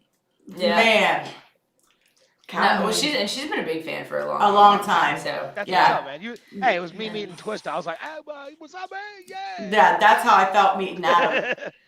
The first thing I said. I look back on it, I'm like, these people they probably fucking Jesus, what a dork I did that song with. That's how I felt. I'm like, he probably thinks I'm a damn fool. Because the first thing I said to him was, like, you made fun of me on the internet. Like, that's the first thing that came out of my mouth to Adam Calhoun. I followed it up with twice. Yeah. Well, Because it was twice, technically. Yeah. Well, actually, Flawed was kind of making fun of me the second time, but it's fine. You know, Flawed likes to stir the pot just Yeah. Well, because, okay, so listen. Flawed's like my favorite person. Let me give Jimmy a little context here. So, the first time I actually ever talked to Adam like this, face to face, on a camera, the first thing I'm saying hi to the whole panel, and then I literally, out of my mouth, not meaning it the way it came out, but I said, Adam Calhoun, fuck me. That's how I said. That's what I said. Seeing Adam for the first time. But then Flawed has to be like, damn girl, calm down. I was like, I didn't mean it like shoot that. Shoot a shot or something like that. I'm like, I didn't mean it like that. Chill out. So then I was embarrassed, but I held my own being embarrassed. It was fine. It was fine. Damn it, Flawed. But yeah, Flawed's a homie too, but like. Shout out, Flawed. Yeah, but yeah, he had to fuck with me that day. And then when he saw the picture, that's why I love Flawed though, because whenever me and him get on a panel, it's like he's like the one dude that I get on the panel with, where it's like we just gonna go at each other, but no, it's all love. You know what I mean? Yeah, yeah. He's a good guy. I found Flawed years ago, before he was as big as he is now. I found Flawed. I didn't even know what he was when he jumped on the panel the first time, and I just got along with him really well, and then I found out who he was. I was like, oh, that's a bonus. You know what I mean? Like, yeah, he's a really good guy. Yeah, he's super nice. But he'll definitely roast you if he gets a chance. And no holds bars at all. Like, he's just coming. And I was like, all right, fine, whatever. Yeah. He still picks on me about it. Oh. My bad. You're on the camera, my man. Well, at the rave, I had sent. It's legal in the state that I'm in. I swear. It's legal here too. Perfect. Oh yeah. We're out here. All right, let's go. Yeah. Right. Heck yeah. Yeah. It's legal here. It's legal here. All right. Cool. We're good to go. Yeah. Yeah. No, what were you gonna say? Oh, I was just gonna say it was funny because I had because I knew how how good a friend Tom and Adam were. I had sent pictures of me and Carol meeting Adam for the first time or whatever to Tom, and he ended up sending it to Adam, and Adam comes up to him and is like, why did Tom just text me this? I was like, I don't know, he's your friend. No. Yeah, it was just weird. Why are you asking me? I don't know. It was just a weird moment to have Adam Calhoun walk up to you at the rave and just be like, hey, why'd Tom text me this? The picture of us. We were like, No, he just told him that we were big fans, and he wanted, to tell him that we were big fans. Yeah, I guess. Yeah. No, he's yeah. Dude. Because then he was like, you guys know Tom like that? Like, you have his number? We're like, okay, listen, we're homies with Tom, and we talked to Tom, but we didn't got his phone number. My God, we ain't best friends. We are not best friends with him. No. But Tom's he is very he's close with a lot of his fans, who've been with him for a long time, kind of thing. So that's really cool. That's really cool. I respect that. Yeah. It's kind of like how we're best friends now. That's obviously. It's it's how we're best friends. It's now. a thing. Yeah, but we're gonna be as big as Triple T one day. Yeah, we're gonna be there. I think I asked because most of my questions he literally answered like in another answer. Like it went right with because at what age? Well, he answered that. Like all that stuff. That you did it. You just understood the assignment perfectly. I just told the story. You know. Perfect. It was perfect. And so after talking about all this music, though, I want to hear some of the music that I have not heard yet. Yeah, if you don't mind, could pop some of them up. Somebody could wait. Oh, okay. Let's rock. What are we spinning? So what? Do Angels, because she's been like. Yeah, I've been holding off on that one because I was Run Angel. That's the record that launched my career. Super blessing once again from Jelly Roll. Kind of told the whole story already on how that all came together, but can't thank him enough still to this day. Yeah. What a cool thing to do for somebody. You know what I mean? Oh, And can't say thank you enough. And super proud of this record. And I'm hope so you guys excited. enjoy it. Yeah. Oh yeah. Well, some of us already heard it. Mm-hmm. You know, sorry. Let's see. That works. Yeah. I'm getting there. All right. I've been waiting a very long time to hear this song. Yes, she has. I'm very excited. Here we go.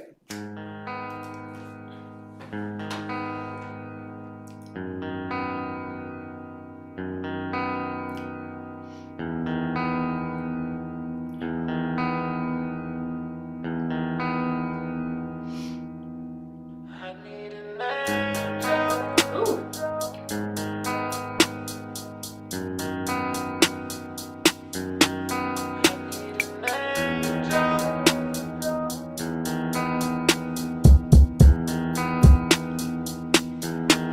I need an angel, 'cause the devil keep on walking with me. Demons talk to me at night when I sleep. These heathens only love it when I'ma bleed. Please, I need an angel, 'cause the devil keep on walking with me. Demons talk to me at night when I sleep. These heathens only love it when I'ma bleed. Please, I need an angel. I'm on the edge, so many demons inside of my life, I ain't fucking with it. Roll up a leg, smoke to the head, I'm sipping on Sprite that has color in it. Mixing these Xanax and blow, this shit is breaking my concentration. Mixing these highs and these lows, this shit's a dangerous combination. Man, I need Jesus, I'm falling to pieces, I really feel like I've been losing control. Heart beating fast, but I'm moving real slow. I don't think that I can do this no more. Just an angel that fell out the sky. Do you think that I'm telling a lie? Do you think that the devil's alive? Can you see all this hell in my eyes? I've been praying for peace, but it's so hard. I wish someone in heaven would send me a postcard. Wish I could visit all the stars, but they're so far. I'm so scared to go to sleep, that's where the ghosts are. This voice in my head is a danger. It told me to pick up a banger, put one in the chamber and end all my anguish. It's got me I thinking. need an angel, 'cause the devil keep on walking with me. Demons talk to me at night when I sleep. These heathens only love it when I'ma bleed.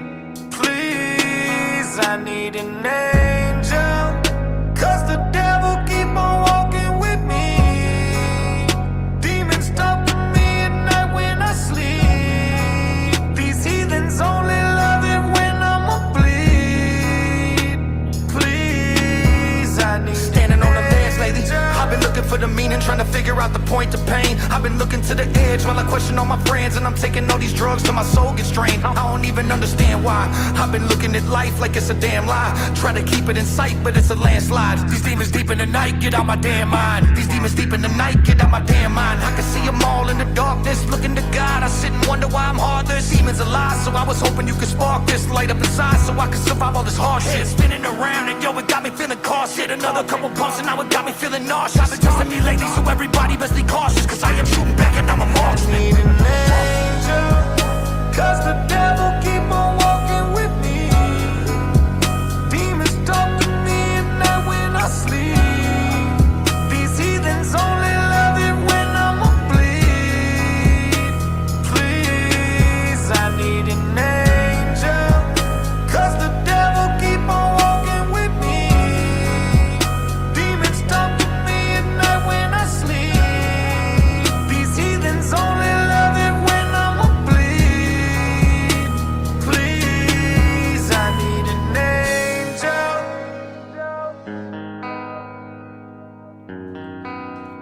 Ooh. I need an angel.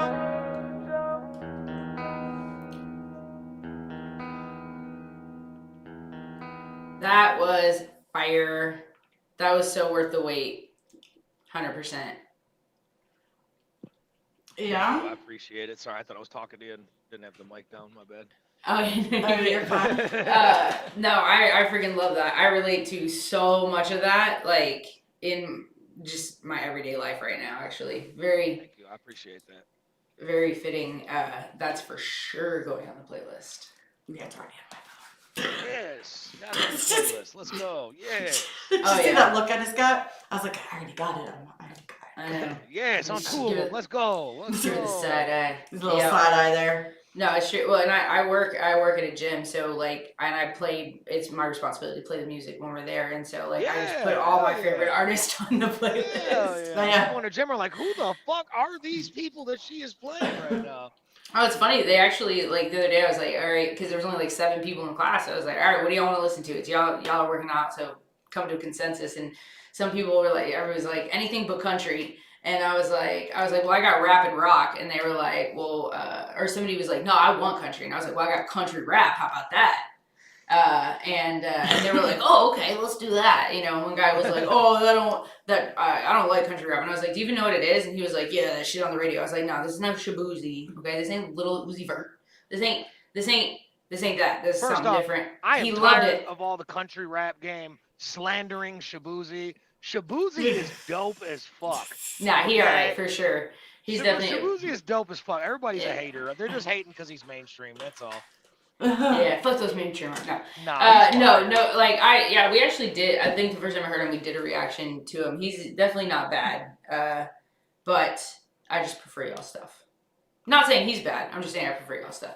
But it was fun to play, like, because it's just the only people I have on there are just the independent artists that I listen to on a regular basis, which is all of y'all. So, cool. And I literally, so it literally, and that's all I put. And they freaking loved it. They were jamming. It was awesome. Fuck yeah, that's fire. Yeah. I always tell people, everybody that says like bad things about country rap, it's like, bro, you ain't heard it. Right. Well, then that's what I mean. Like, if you like rap from back in the day, like, this is my attitude towards it. Like, right now, who's spitting bars in the mainstream? Nobody. There's maybe 2 or 3 guys. I mean, you could pick out 3, 4 people, I'm sure, that are really spitters in the mainstream, but it's mostly pop music nowadays and different forms of turning rap into pop. You know what I mean? And like, for the people that grew up in my generation, like, this lane's the ones that's over here spitting right now. Like, no, yeah, that's this is exactly where the what I spitters like are right now, to be honest with you. You know what I mean? No, 100%. Like, absolutely. I think the only probably mainstream rap song I have on any playlist right now is "Not Like Us" by Kendrick. I mean, that's like these, like, I guess current. Team J. Cole, fuck, they both suck to me. I don't know if Drake and fucking Kendrick sucked in that battle to me. Yeah, I just like that. I wasn't really. that song. I didn't hear the whole battle. I like thought that during song. that whole like little battle thing, I thought Chris Brown had the hardest diss out of anybody towards fucking Honcho. Wait, Chris Brown did this? Yeah, I didn't hear that. Yeah, Chris Brown smoked right in the middle of the Kendrick Drake beef. Chris Brown dissed one of the Migos and just went crazy on him, and it was more fire than any Kendrick or fucking Drake diss to me. I don't know. That's just the truth. I like Drake as an artist. I like Drake as an artist. I'm not a fan of him on diss records, but I like him as an artist. You know what I mean?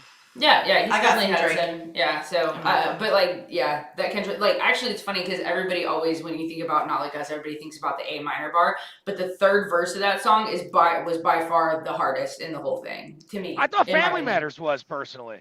Yeah, well, I mean, that particular verse in that song. Oh yeah, no, I was saying I thought Family Matters was the hardest diss out of all of those. I still to this day will stand on, if J. Cole stayed in that battle, he wins that battle. Yeah, I'm gonna have to like listen to all of them. I haven't listened to any. I don't even know if I've heard Family Matter. Maybe I have. Yeah, I don't know. It was the Drake diss to Kendrick before Not Like Us. Okay. Yeah. I'm gonna have to go down a rabbit. There's so many rabbit holes.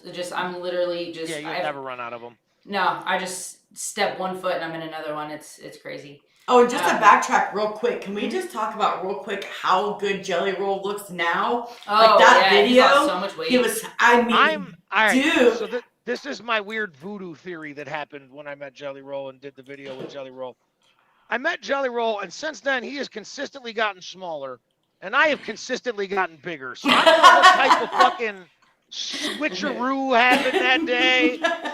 He looks like I looked in that video now, and I look like he looked in that fucking video now. It's fucking bullshit. And whatever that fucking voodoo was, I want to switch it back. All right. Or how about we just, shake and bake it on? You're both like just That'd be great. as healthy as you want to I be. would have to. I would have to stop eating all the food that I love out here in Chicago then, though, and that's real difficult for me. I'm not gonna lie. Yeah, no, I hear that. I hear that because I came to a big like standstill. So I've lost, all right, so I've lost 150 pounds. Oh my God! Congratulations. That's amazing. Thank you. And so, but I've been stuck for like a year, like just chilling, like at the same weight. Like she Are you tells still me, dieting and all that stuff still at the same time? okay. So here's my biggest problem. I don't really eat. You can ask her. Yeah. I don't eat a lot. I drink a lot of calories. That's my problem. Understand. So I drink like coffee with like 800,000 creamers in it, and then I want to drink like 5,000 sodas in a day. Oh, and give me my sweet tea, please. Like it's all those things. But as far as actual food consumption, I don't really eat. I take like my husband. He treats me like a toddler because we'll have dinner and I'll eat a little bit, and then I'm like, okay, I think I'm done. And he's like, take 2 more bites. Yeah. Because no, and I like literally can vouch for that. Like she literally does not eat a lot at all. Mm-mm. It's literally liquid calories. It's liquid calories, yeah. And I know I'm like the polar opposite of you. All I drink is water, and I will eat 10,000 calories in a fucking sitting because I give no fucks. And sometimes like I will just be like, I'm pissed off. Give me all the good food right now. And I'm a stress eater, so whenever I'm stressed out, I eat like crazy. Well, I used to do that. So the key to that is, and because like I mean I've lost a good portion of weight myself, and I work in the fitness community now as a CrossFit coach, but just eat a shit ton of protein, like protein, and this is cut carbs and cut sugars and not even cut carbs, but like appropriate, like center your highest amount of carbs like around your busiest time of the day. That's your energy, right? So as long as you're expending it, you're fine. Otherwise, they're like little. They stay in your body. They also absorb water like little sponges until you use them, so it causes bloat. But protein, it has the highest thermogenic rate, so you're only going to capture 70 to 80 calories of the protein you actually take in. So if you took in 1,000 calories, your body's only going to absorb about 700 to 800 calories of that. Yep. So you can eat way more protein and take in less calories. And also get jacked at the same time. There's all sorts of ways. There's all sorts of ways to do it. I've been, my brother's a personal trainer, and my mother was a nutritionist, so it's like, I know.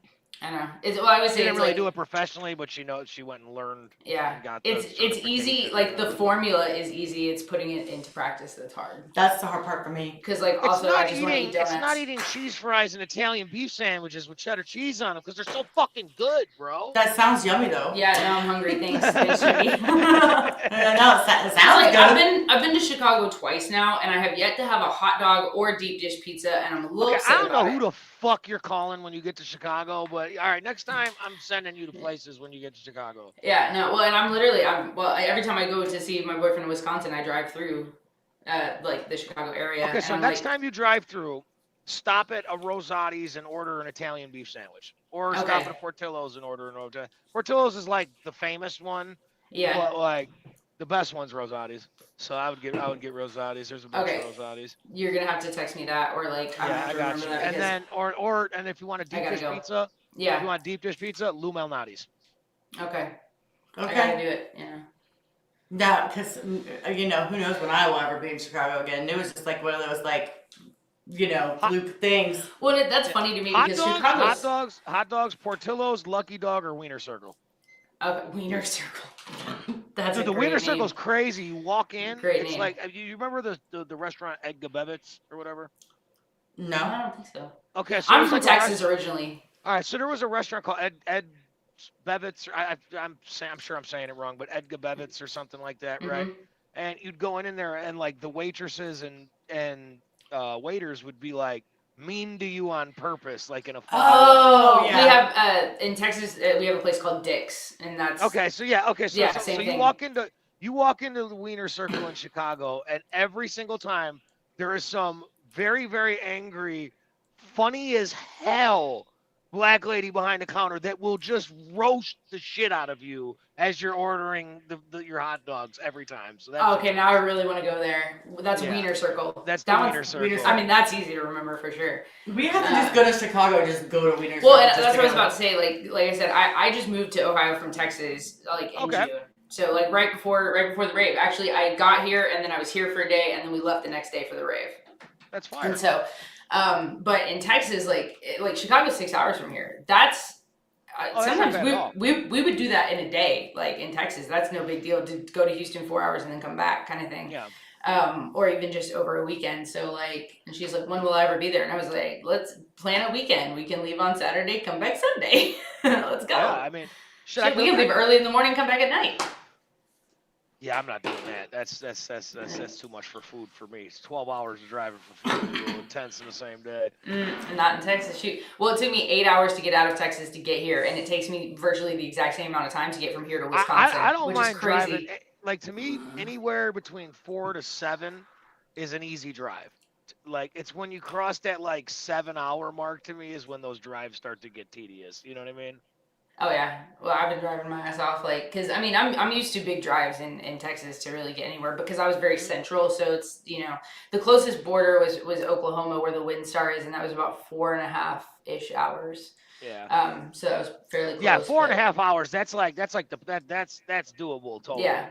You know what I mean? Yeah. She drove from Texas to Ohio in one day. I believe it. Yeah. Shit, I drove from Chicago to LA nonstop. That's yeah. How many hours was that? Do you remember? 27. Oh yes, it was more. I was not quite 24 hours. It was like it ended up being like I left at like 5:47 in the morning and got here like around 1:15 in the morning type thing. So it was. Yeah. But yeah. I took my Adderall late, and it was like 11 before I remember taking that home. So I was when I did my drive to California, that was the week they first came out with those 5-hour energy things. Oh, and I was like shit. in my car. I had like 6 of them bitches on my seat. I was in there wired off a 5-hour energy. Holy drive. Shit! Hey, he's like, I got this. Where we're going? Yeah. Fuck the speed limit. No. Dude, like I'm a grandpa driver too, so it's like I'm a grandpa driver. I drive slow as hell. Oh, I was cruising. I had the sunroof down and the windows cracked and the music blaring. That's just therapeutic to me. I can totally just. She got pulled over. I did get pulled over. Every time I've ever gotten in trouble and like I'm always using a fucking car. So I just became a grandpa driver with age. I'm just like, man, I'm taking this shit nice, slow, and safe, dog. I ain't going to jail. You ain't fucking none of that shit. That's how I am now, though. Oh. So everybody's like, well, how come you don't get a fast car? I'm like, man, give me something that's comfortable. I like luxury shit. I don't like the give me fast some shit. good gas mileage. I don't care about that. It's more about I like the luxury shit. You know what I mean? Oh yeah. I just like any car that goes vroom vroom beep beep. I'm a bougie bitch. I don't with know an what else to AC. say. Yeah, AC's got minimum. Gotta have an AC. Do you know, this is something we were talking about the other day. I've literally never had a new car. Like, I've never had a new car. So, it's hard to, in my car, I have a 2007 Jeep Grand Cherokee Laredo. Okay, that's what I have. And it's really hard to get a new car when your husband is a mechanic. And he's like, oh yeah, you're never getting a new car. Never. Yeah, you're never getting a new car. It's never gonna happen. Never. And then when you're ready to get a new car, it's gonna be a used car you get because you can fix it right up and make it brand new. Yep, exactly. See me, I don't know none of that shit. So I lease cars. I've been leasing cars since I was a kid. So I stay like, just give me a nice low payment that I know I got to make every month, and keep me in something new every 3 years, and I'm a happy guy. No, my husband's like, why pay for a car? Like, I can just fix it, and he does. He's right. He fixes my car. He fixes his car. He fixes everybody's car. Everybody. They always. All my friends call my husband. Yeah, I got my boy Flacco. That's who I've been calling him since I was like fucking 16 years old. I'm sure he's so sick of me. Yep, that's how my husband. I have a friend of mine that'll call a specific friend, and he's just like, "What now?" Because he just knows he does not want to have to fucking deal with it, but he does it. He's a worker. That's what's up. But Carol wants a new car. I was like, I want a new car, man. I want a new Fuck one. fixing this bitch. It's like I want a new one that has like A warranty. a warranty, a couple miles on it. Like I want a I was new like, I need to car. total this bitch at this point to get rid of it. Right. Yeah. And then even then he'd be like, "It's okay. We got a couple cars in the backyard. I'll fix one up." Nah. When I got the car that I have now, which I've had for like I've had since 2022, I think. It had like 14 miles on it. See, I want that. Now it has over 80,000. No, it won't happen. And you That's think how I'm you do it joking? right there. That's how you do it. And I'm really not joking about the cars in my backyard. Literally. Mechanic, I believe you 100%. Hell yeah. We got 2 cars and like 2 like actual trailer hitch. It's like in my backyard. Yeah. And I was then always like in like a little shitty car growing up, trying to keep it cheap, shit like that. I'd like the Honda Civic, the fucking the Hell yeah. Toyota Celica type shit. And I'd try and like we were trying to flex so hard in just the worst cars ever. Like we were like, we gonna put rims on it, No we gonna rims do on it. something like that. With like just trying to make it look like it's not what it is, right? Like and we're all like, we know what that is. yeah, like in the song The Switch, I was like, can you believe it? Nowadays I drive a Range Rover, that shit crazy. You know what I mean? My first car was a 97 Pontiac Sunfire in bright ass teal. And it was like one of the ugly ones without a spoiler. And I thought that shit was the coolest car ever. We had the Honda Civic that was Had the like crank from windows. like 1988. And my boy and me had the genius idea. We're like, man, this shit's ugly as fuck. I know how we can fix it. We're like 15 years old at the time, right? Like, how we gonna do it? Dude, we spray painted the interior of the car red, thinking we were like, we're gonna turn it into red and black. We thought we were doing the smartest thing ever done right there. We were in there with the spray can, spraying the car. This car looked ridiculous by the time it was done. It was just terrible. My gosh. We're driving around like thinking we're cool. Everybody's like, what the fuck did these kids just do? They was judging you. I didn't care. We didn't give a fuck. We thought we were cool as hell in that car. Dude, I'm not gonna lie. hey, if you had a car at that point, like, because when I, Exactly. 16, If you had a car, you didn't give a yeah, shit what it yeah. was. Exactly. You just got a car. Yeah. But the schemes to try and make the cars look cool that were just never gonna look cool were just the best to me. That was my favorite memories of it.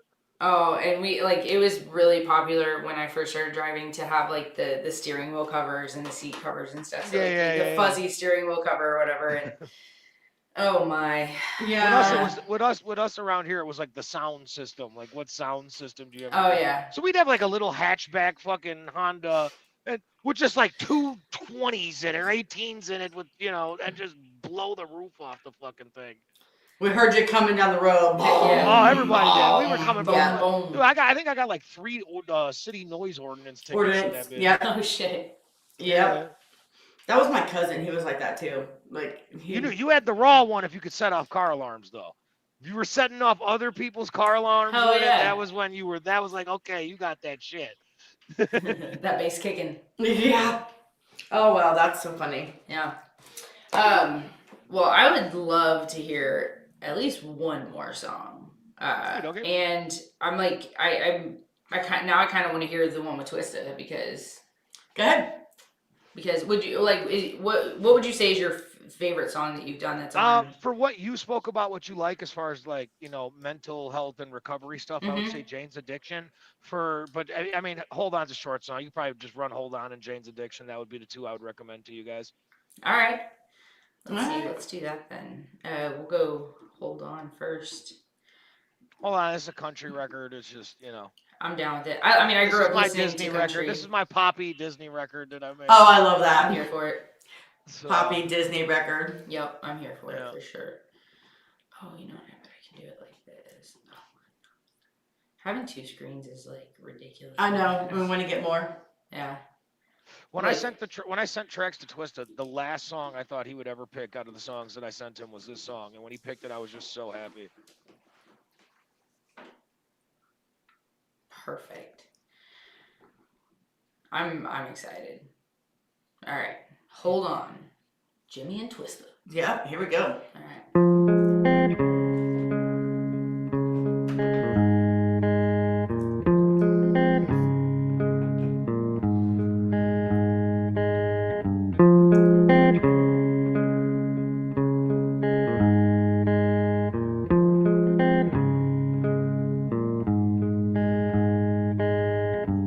little beauty was a Dixie queen. She said she'd give me all I needed, and I know that's true, yeah.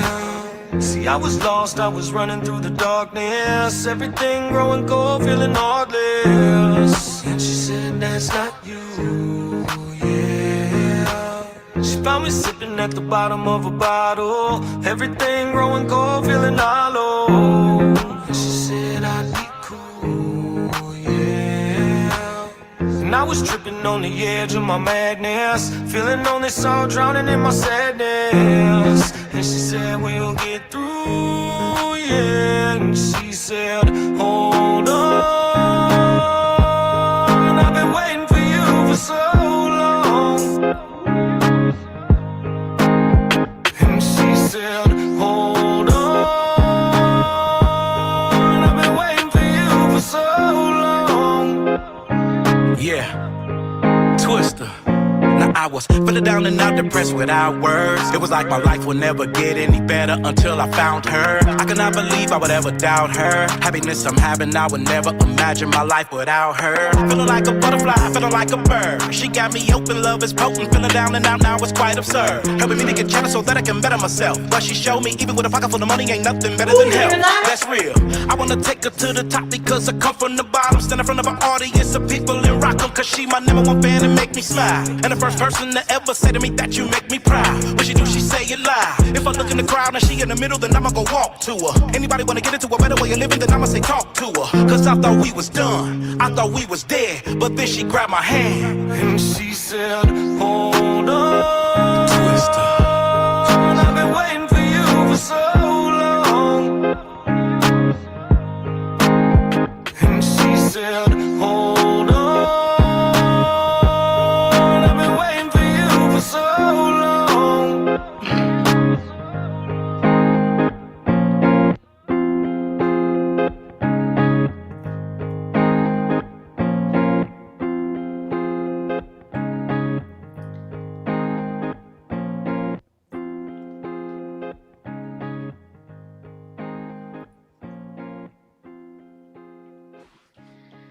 Damn, that actually almost got me like crying a little bit. I almost got a little emotional with that. Well, because it reminded me of my boyfriend actually. That was fire though. That hook is crazy. It goes hard. Thank you. And I mean, Twist always goes hard, but that hook, man, that got me. Thank you. Yeah, that was a good call for sure. I appreciate it. Thank you. Look, I'm not even. I love that record. I love that record. It's like it's the softest record I think I'm a part of, but like I like it. I love it. I love that record. Well, what's so funny is I'm actually not really that familiar with Twista, so with You that, go listen to Adrenaline Rush immediately. listen. I was just over Fuck here. SMG Jimmy. Go listen to Twista right now. Listen, what you can't see is like as we were watching, I'm literally smacking her leg. Yeah, and actually, like, oh, I'm like That's smacking. that's one of the greatest rappers to ever live. Like skill wise, I mean, there's an argument to be made. He's the greatest skill wise rapper ever to live. Even over M. I'm gonna have to find him. I've definitely heard that before. Like as far as like songs and catalogs, he's not the greatest like those guys as far like Eminem and them as far as numbers and all that stuff. But if you're talking about like technical skill of rap, Twista's up there. Like Twista's very high on the list. What song did you say? For if you were wanting to talk about recovery and stuff like that, then Jane's Addiction. This is a true story. This is my most emotional record. It's the video from this this was like the hardest thing I ever shoot. It was like they recreated shit from like my actual life. I walked in, the video team did such a great job that it was like I walked into the scenery and I was like fucking got flashbacks and shit. It was crazy. Okay, because I'm an emotional person, so I cry easy. Yeah, and when I don't. This is a sadder song. This is not a happy song, just so you guys know. Okay. Yeah, no. Well, and I don't normally like. I mean, I have to really connect with something like emotionally to really cry, and like the fact that I almost teared up on that song like speaks volumes. Honestly. I appreciate that. That means a lot. Thank you. I mean, don't get me wrong, I can definitely be a crybaby, but like it's usually over something really stupid. I like never cry ever in life, but for some reason I can't even front. Okay, weird sports movies will make me fucking like tear up and shit. 100%. Yep. Like it's always like a sports movie that I'm like, oh man, I can't believe he hit that home run down. Like, Oh, I know. Well, and there's always that like emotional moment where like, you know, everybody like something happens and they all come together for the victory. You know, it's shit just like Moneyball. That's Yes. a good example. Like when he shows the guy hitting the base and he like tells him the story of how he fell and didn't even know he hit a home run and all that stuff, and it was like, yeah, that got me. I'm not gonna front. Can you pop up Stephanie? Oh, yeah, here you go. Hello, Stephanie. Appreciate you, Stephanie. Much love. There we go. Yeah. Yeah, Gravestone it's the shout out totally- Stephanie. I know who that is. Shout out Yeah. Stephanie. She's awesome. Yeah, she's been I with us a appreciate long all the time. support, Stephanie. You're fucking awesome, dude. If we get everyone. Salute, Corona. What's up? What's up, everyone in the chat? Thanks for hanging out. Yeah, I can't see the chat, so I'm otherwise I'd be my bad. We try to pop them up when we see them, but we've been very engaged, so we Yeah. haven't been. I appreciate it. paying as Yeah, love to much- everybody in the chat for sure. All right. All right, so- let's get it. Let's make Carol not cry, okay? Yeah, it's like everybody ends up making. I don't Carol know. cry. This might like a lot. It's not really it's fucked up. It's just fucked Yeah. up. It's a true story. Okay, well listen. Targets made me cry. Simple Man's made me cry. Hard Adam's targets made make Trying me to you get cry. on that list. I don't want to So- make that list. Like that sounds. I'm a crybaby. Tom's made Can you you cry. do this? I feel like I'm challenged to make you cry now.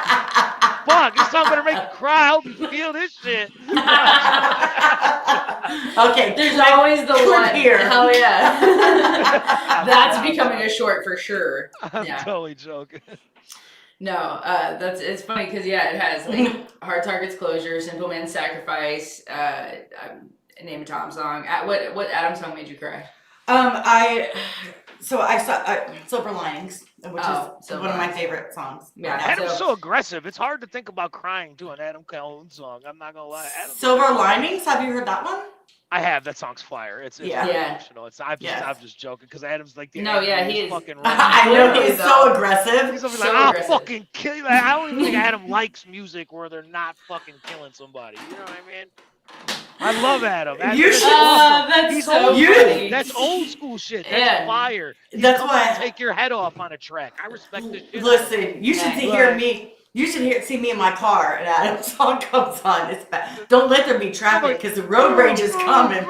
Yeah. No, for real. I She was like, like Adam's some shit like you put on before you go do a mission and shit. You know what I mean? hell yeah. That shit's crazy. Yeah, we'll be driving down the road here in like Columbus, and she like Kraka comes on. She's just like zzz, windows down all the way, just blare it as loud as possible. I don't give a shit. No fucks given. None. Well, let's see if we can make Carol cry. This has become a game It's I a now. don't want it's to a- make Carol cry. I'm like, not my goal is not to make Carol cry. No. Yeah. Everybody has to make me cry once. That's just how that works. All right, shit. Okay, well then this is the gauntlet set. Let's go. I know. All right. Yeah. All right.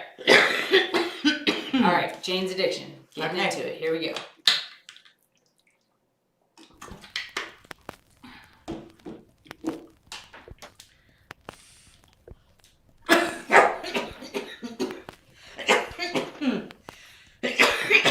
I'm dying. It's fine. Don't die. Oh, I hit that wrong. that's what she said.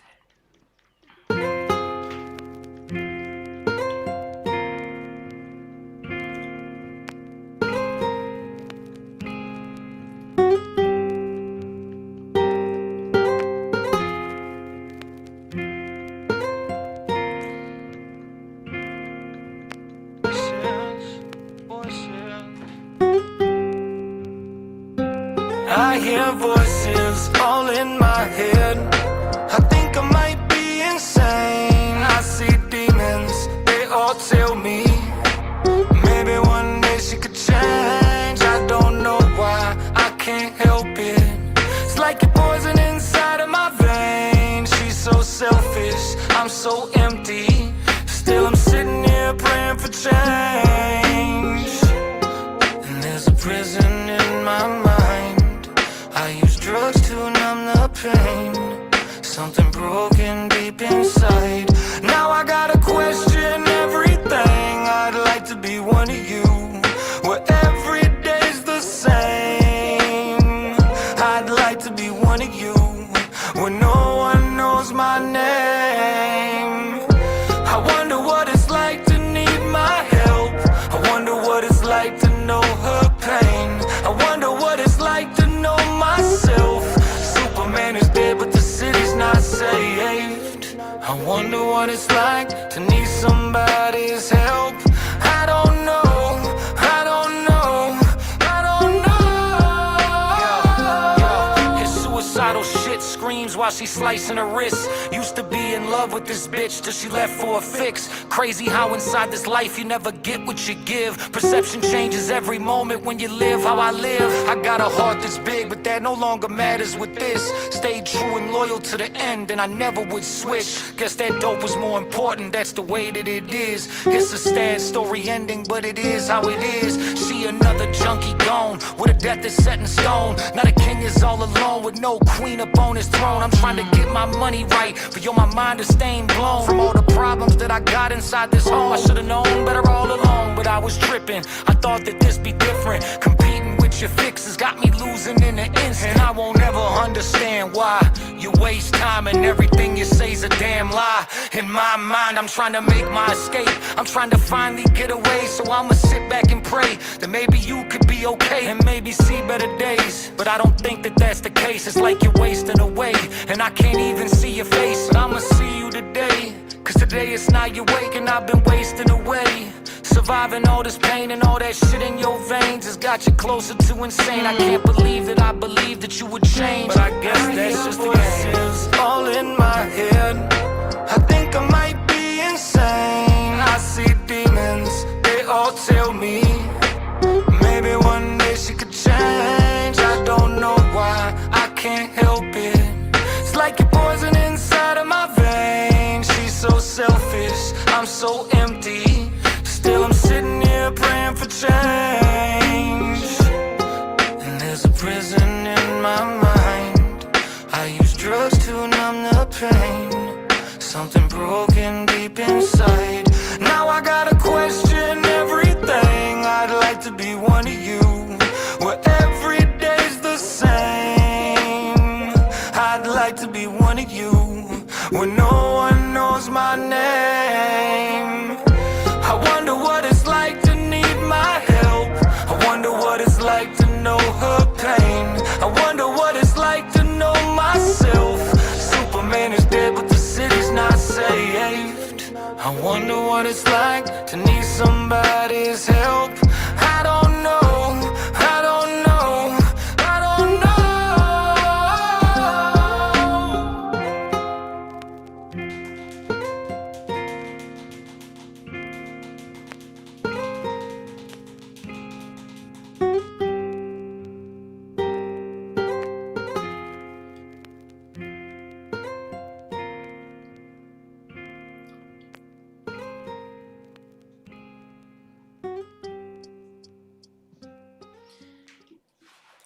Damn. That was sorry to change the mood, guys. Apologize. No, that was. I mean, that's an incredible song, though. Like Thank you. I appreciate it. And you said that that's a true story. Unfortunately, yeah. It's Damn. a mixture of two true stories. It's Yeah. a mixture of a situation I had with my ex and a situation that happened with my niece's mother, and it's basically two true stories into one. Wow. That's super, super powerful because unfortunately there's a lot of people in those situations or have been through those situations, know people in those situations, have lost people in those situations. Which is, right. I knew exactly like when it started. I knew you achieved said goal of the Carol Tears because I know she relates to that. I think this is the most fucked up goal that has ever been set. on a podcast. Like, I'm not gonna It's lie, I feel terrible making you cry. I know this is not a good feeling. it's okay. It's become a That thing. everybody else did it, it then became a competitive thing. I'm not gonna lie. No, it's true. It kind of became a thing on the channel now. We try and guess Can which. you make Carol cry is gonna be a new thing now. Even my boyfriend was reacting to the song by Simple Man, Sacrifice, and he literally great says song. in That's his a reaction phenomenal video, he's song. like, "Oh, Carol's gonna cry on this one." Like he already knew. Yeah. It's Simple so Man's funny. awesome. Simple Man is like my favorite human, I think, that I've He's met pretty cool. Yeah, in he's in pretty the cool. music industry. Like, he's like that's my favorite dude over there. I love Simple Man. Yeah.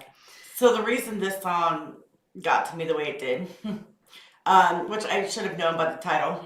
Yeah. But so one of my very, very, very close friends, Bestie, her husband overdosed on fentanyl Yeah. and died. And she came to my house the night he died. And so it just hits very different because though I wasn't the one that experienced, like, I knew him, right? I mean, we were all friends, but not to that type of like loved one. I see the pain from my loved one, her being one of my very best friends, and what it did to her. You know, just him being addicted in general, already having to be shot up with Narcan once to bring him back, to then, you know, several months later, he ended up dying. So, and it's so hard because with addiction, it truly is.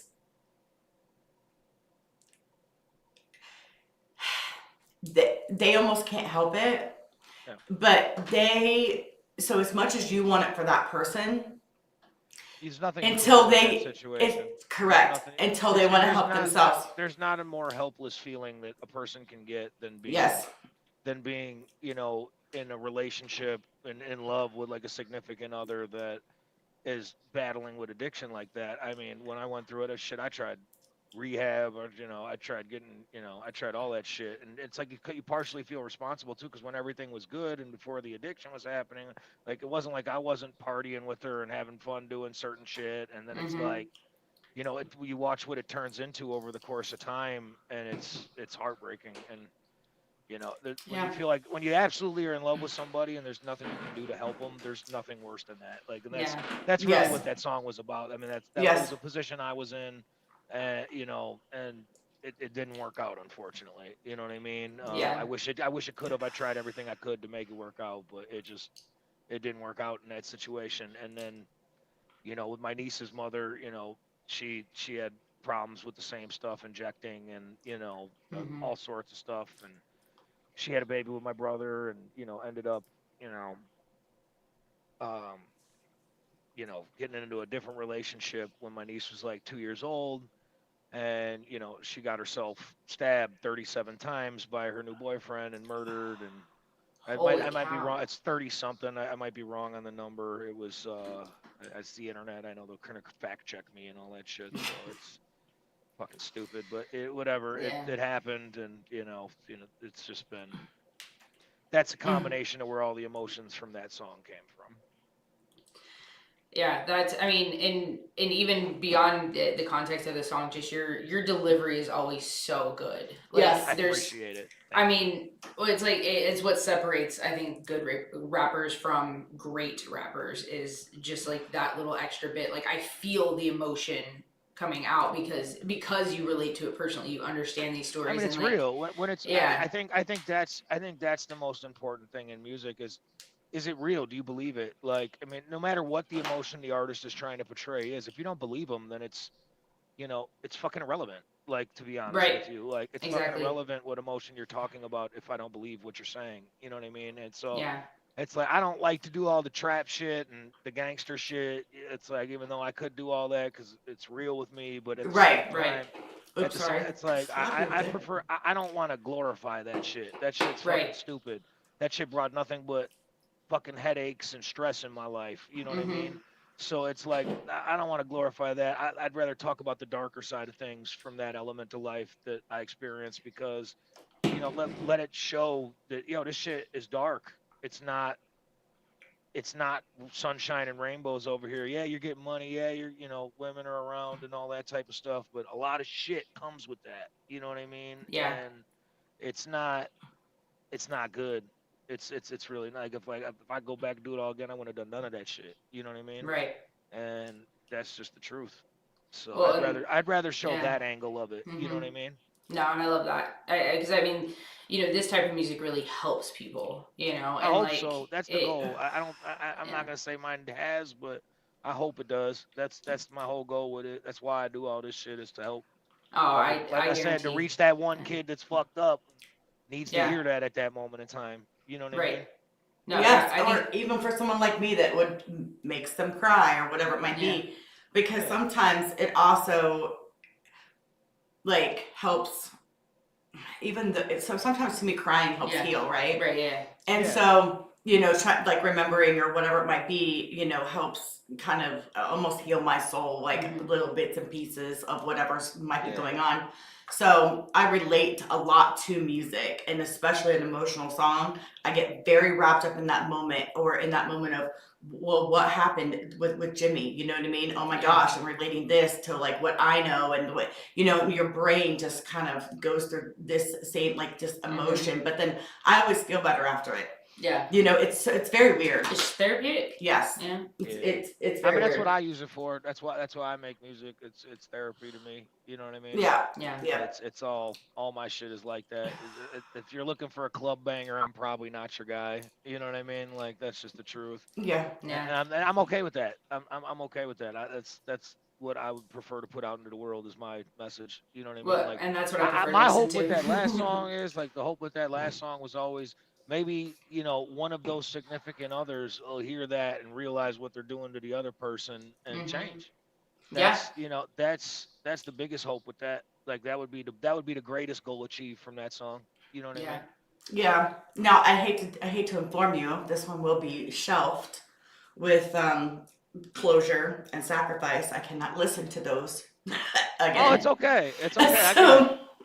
I get it. This will be probably one It's of not them fun to songs. cry. I don't like this goal of let's make Carol cry. Like, that's They did. that's some. They If I was take. you, Carol, I'd be like, this is some bullshit, bro. Fuck y'all. Yeah. It used Everybody to trying to be. make me cry over here, bro. This is fucked up, dog. Yeah, well, it used to be me because everybody would look to be like, is this going to be the one that does it? Because it'd be a random one that like we wouldn't think would hit me, and then it does, But And Carol always cries.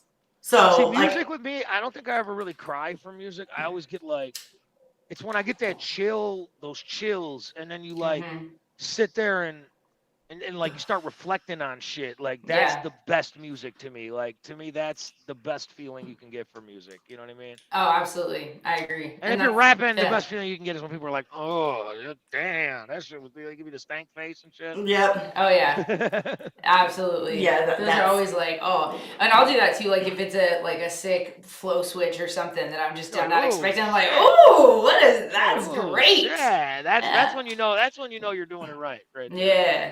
Heck yeah. And often when that happens, I'm like, wait, rewind it. Yeah. Because I'm always like, wait, what happened? Yeah. What did I miss? Or I didn't hear it. I was too busy. Like, sometimes videos, Oh, it can be I have a distracting. hard time because they can be distracting. And then I'm like, I wasn't listening to a damn thing that we need to rewind. Ronnie Radke feels attacked right now. And why? Oh, because his videos are like movies, and half the time I have to like watch the video first, and like I don't pay attention as much to the song, and then I'll listen to it without the video, so I can like focus Dude, on the Ronnie words. Radke's just so dope. I'm just like, we're talking about him like 2 days after I first heard that Marilyn Manson song, and I'm like, Yeah. that song to me is just so fucking good. I don't even know what, like, I was like, I like, why do I even try to make music, bro? Like, this guy's just so much better than all of us. Like, what the fuck is going on, dude? And it's always funny to me when I see people and they're like, "Oh, Ronnie Radke is trash," or he's Yeah, calling good your luck verse with sucks, that, and I'm bro. like, Yeah, he's super okay. trash. The guy's Like- fucking singing opera vocals on heavy metal rap tracks. Okay, good luck. yeah, and then throwing in some rap verses. And on he's top like of it, creating what? the instrumentation behind it too. Like, Yeah. what, bro? Like, that's Well, trash? If that's trash, then everybody sucks. I Yes. feel like when he did the reimagined version of Last Resort, I feel like it was almost the first time I really heard that song, like for what it was. Like, Oh, I love like Papa Roach. That was like one of my favorite. I love I that love album. Papa Roach, and That but like, album's so cold. You know, I don't think I've ever listened to the whole album. Oh, I may have called to do Blood that. Brothers on that album. Oh my god, that whole album from start to finish is Yeah, that's I a think I might have to masterpiece. do that. I definitely That's might a have to do that. masterpiece album right there. Yeah. Well, and then I watched a whole video of Jacoby telling the story of like how he wrote Last Resort and like what it was really about and stuff. And it's funny how Ronnie reimagined it and it like captured the essence of that story in itself. But like the two together, like him redoing like doing a remake of that song was just like super dope. And like especially because that was like when I was young, and I mean that was one of my favorite songs like just ever in life was just that song was so good. Yeah, that's a phenomenal record. Yeah, it's definitely a throwback. I loved it. So, but yeah, shout out to Ronnie Radke. Yeah. Yeah, that guy's cold, man. Dude. Ever want to do a song, bro? I'm here. You let me know. Y'all start tagging Ronnie. Start tagging Ronnie. I need that to happen. Shit. It'll never happen. It'll never happen probably. But you know what? If it ever did, that would be a fucking dream come true. I totally think it could absolutely happen. Well, he was gonna go on. Falling Reverse was going on tour with Tom, and they were gonna go in 2020, and then COVID happened. Well, they had a band member's wife had passed away or something, and then COVID happened, and then I think that same band member ended up passing away later on or something. It was a whole crazy thing, but I found them later than that, but yeah. So I mean, I think Ronnie would do it. I have faith. I mean, I'm nowhere near big enough of an artist for that guy to even look at. So I don't think with Ronnie, I would be wagering like I don't think it really has even to do with like whether or not you're big or not. I think Ronnie really cares about talent, and I think you have the talent to match Ronnie on the record. 100%. I appreciate that. Thank you. I appreciate that. I think that'd be that dope dude's record. fucking incredible to me. So to even be put in the same category is fucking mind blowing. But yeah. No, yeah, I think it would be a dope track for sure. And before we end up letting you go, are you touring anytime soon?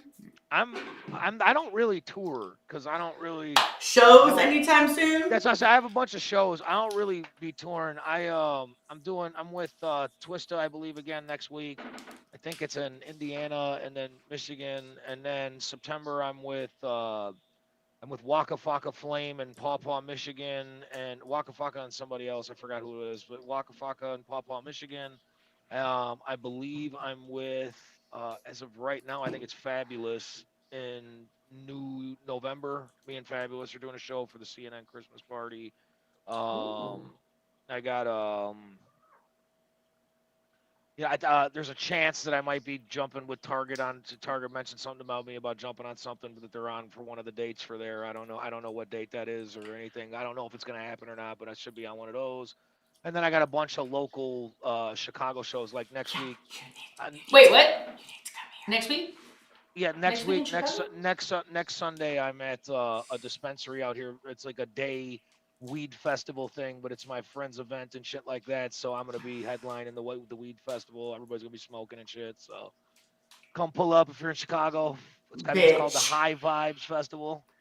Oh, next weekend. This weekend coming up, the Labor Day weekend? Yeah, it's Sunday though. It's not Saturday. It's Sunday, not Saturday. Like next Sunday, next right? Sunday. Next Sunday is next Sunday. Yeah, you'll be there. I will be. Oh, I'll be in Wisconsin that weekend. Oh, I come back on Monday, and my boyfriend likes weed, and I like weed, and we're only 2 hours from Chicago. So there's gonna be a bunch of good weed there, that's for sure, and good music hopefully too. Shit, I can't wait to tell him. And I get paid on Wednesday. Look at me with my attitude right now. Shit, you ain't got. I mean, you can. You let me know you're coming. I'll make sure you guys are all taken care of. Dude, that's so dope. Oh my gosh. You could drive up. It's only 6 hours. Oh wait, did we? It just changed. It happens to me all the time too. How did the camera change? I don't know. It's weird. Like when you click a certain button, sometimes on these apps, it'll like zoom in on you real weird, and you can't get it back. It's really annoying. I don't even know. Hold on. Oh, you got it back. I'm jealous. No, I don't know how you did that. Nope. Nope. Told you. I don't know what happened. I don't know either. It's very strange.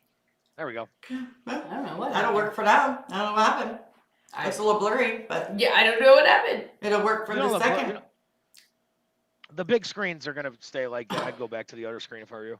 Yeah, I have no idea what I even touched. There you Yeah, go. but that'll work for now. Since Yeah, I actually. Since we're closing up, yeah. Yeah, well, I have a work meeting, a Zoom call, coaches meeting.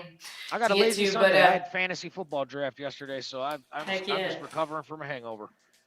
Okay, I'm gonna finish cleaning. Yeah, well, and we really, really appreciate you coming and hanging out with us. I appreciate you guys having me. You guys are awesome. This has been Thank you hella so much. fun. Yeah, it was hella fun. It was hella fun. Might be the Likewise. first. It's not gonna be the last though. Right. Next time. Anytime you Yeah. want, just hit me up. Next time I'm gonna leave the formal questions alone. Well, We're just gonna have you come shoot the shit because it's fun as hell to talk to. Oh hell yeah. You can see it doesn't really work with me anyways because I go off in fucking 50 directions immediately. Oh, video games? Oh, weed? Oh, this? No, yeah. Well, then you fit in right perfect with us because that's exactly how it goes pretty much every time. So we'll go on tangents. It's fine. Yeah, that's how it works. Well, you should tell Target to have you join him in Ohio for those dates because we'll be there. I don't know. He said it was a possibility, so he had to talk to Adam to see if it was going to work. He hit me up about it though, so I'm assuming it's something that's actually. I'm gonna hit him up and yeah, look, we're gonna hit up Target like, hey, I'm gonna need you to Ohio. Yeah. I don't know what those dates are, so I don't want to sit here and say that I can for sure do those dates either. That's so, true. That's true. That is very true. Well, I'll just have Hard Target beg. Oh, but give me Adam's number. Tarjay, I need you to. I love those guys. I'm super grateful that they did that record with me, and I got a couple more with Target. Simple's like I said, that's my dog in this shit. So yeah, I'm waiting for one particular song to be released. The fucking song, we can't use that video, so we have to reshoot that video. Oh no! Well, I guess we're coming to Chicago now. Yeah. Looks like we have to come for a video shoot. That's what I was hoping. One of his dates where he was closer by, we were gonna link up and try and get that shot because it just looks so weird. Everybody was happy and partying and shit, and the song is just super fucking dark. It's like it's like a super. We had the governor of Ohio twerking in the background. We're like, what the fuck is going on, bro? Right? Like, dear hero, it's like a villain. It's like some dark shit. I know. I just love the damn song, so I've been waiting for that song. So I appreciate it. I mean, I'll shoot it to you. Okay, sweet. Yeah. Thank you. Yeah. So love that. Well, that was just a fun experience altogether. It was just fun to do. We're gonna use clips of the footage that we have where everybody's in it. But it's like, because we can't not have the governor of Ohio twerking in the video if we have that. You know what I mean? So we're for sure we're for sure gonna have clip it up, but we gotta shoot a lot more content to get a real video made. Yeah, no, that makes sense. That makes complete sense. We did Gravestone while we were there too, so it was like we got that one done. We didn't even have enough footage of that. I had to go. The cemetery shots are actually out here in Chicago.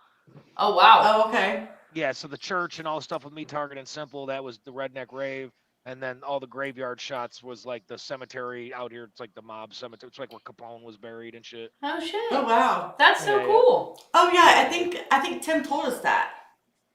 He might have. I don't know. I think he might have told us that when we watched it. Yeah. Well, shit. Well, I appreciate you guys having me on, man. You guys are cool as hell. Yeah, we appreciate it too. Well, and I'm hopefully maybe I'll see you Sunday, next Sunday. Yeah, let me know.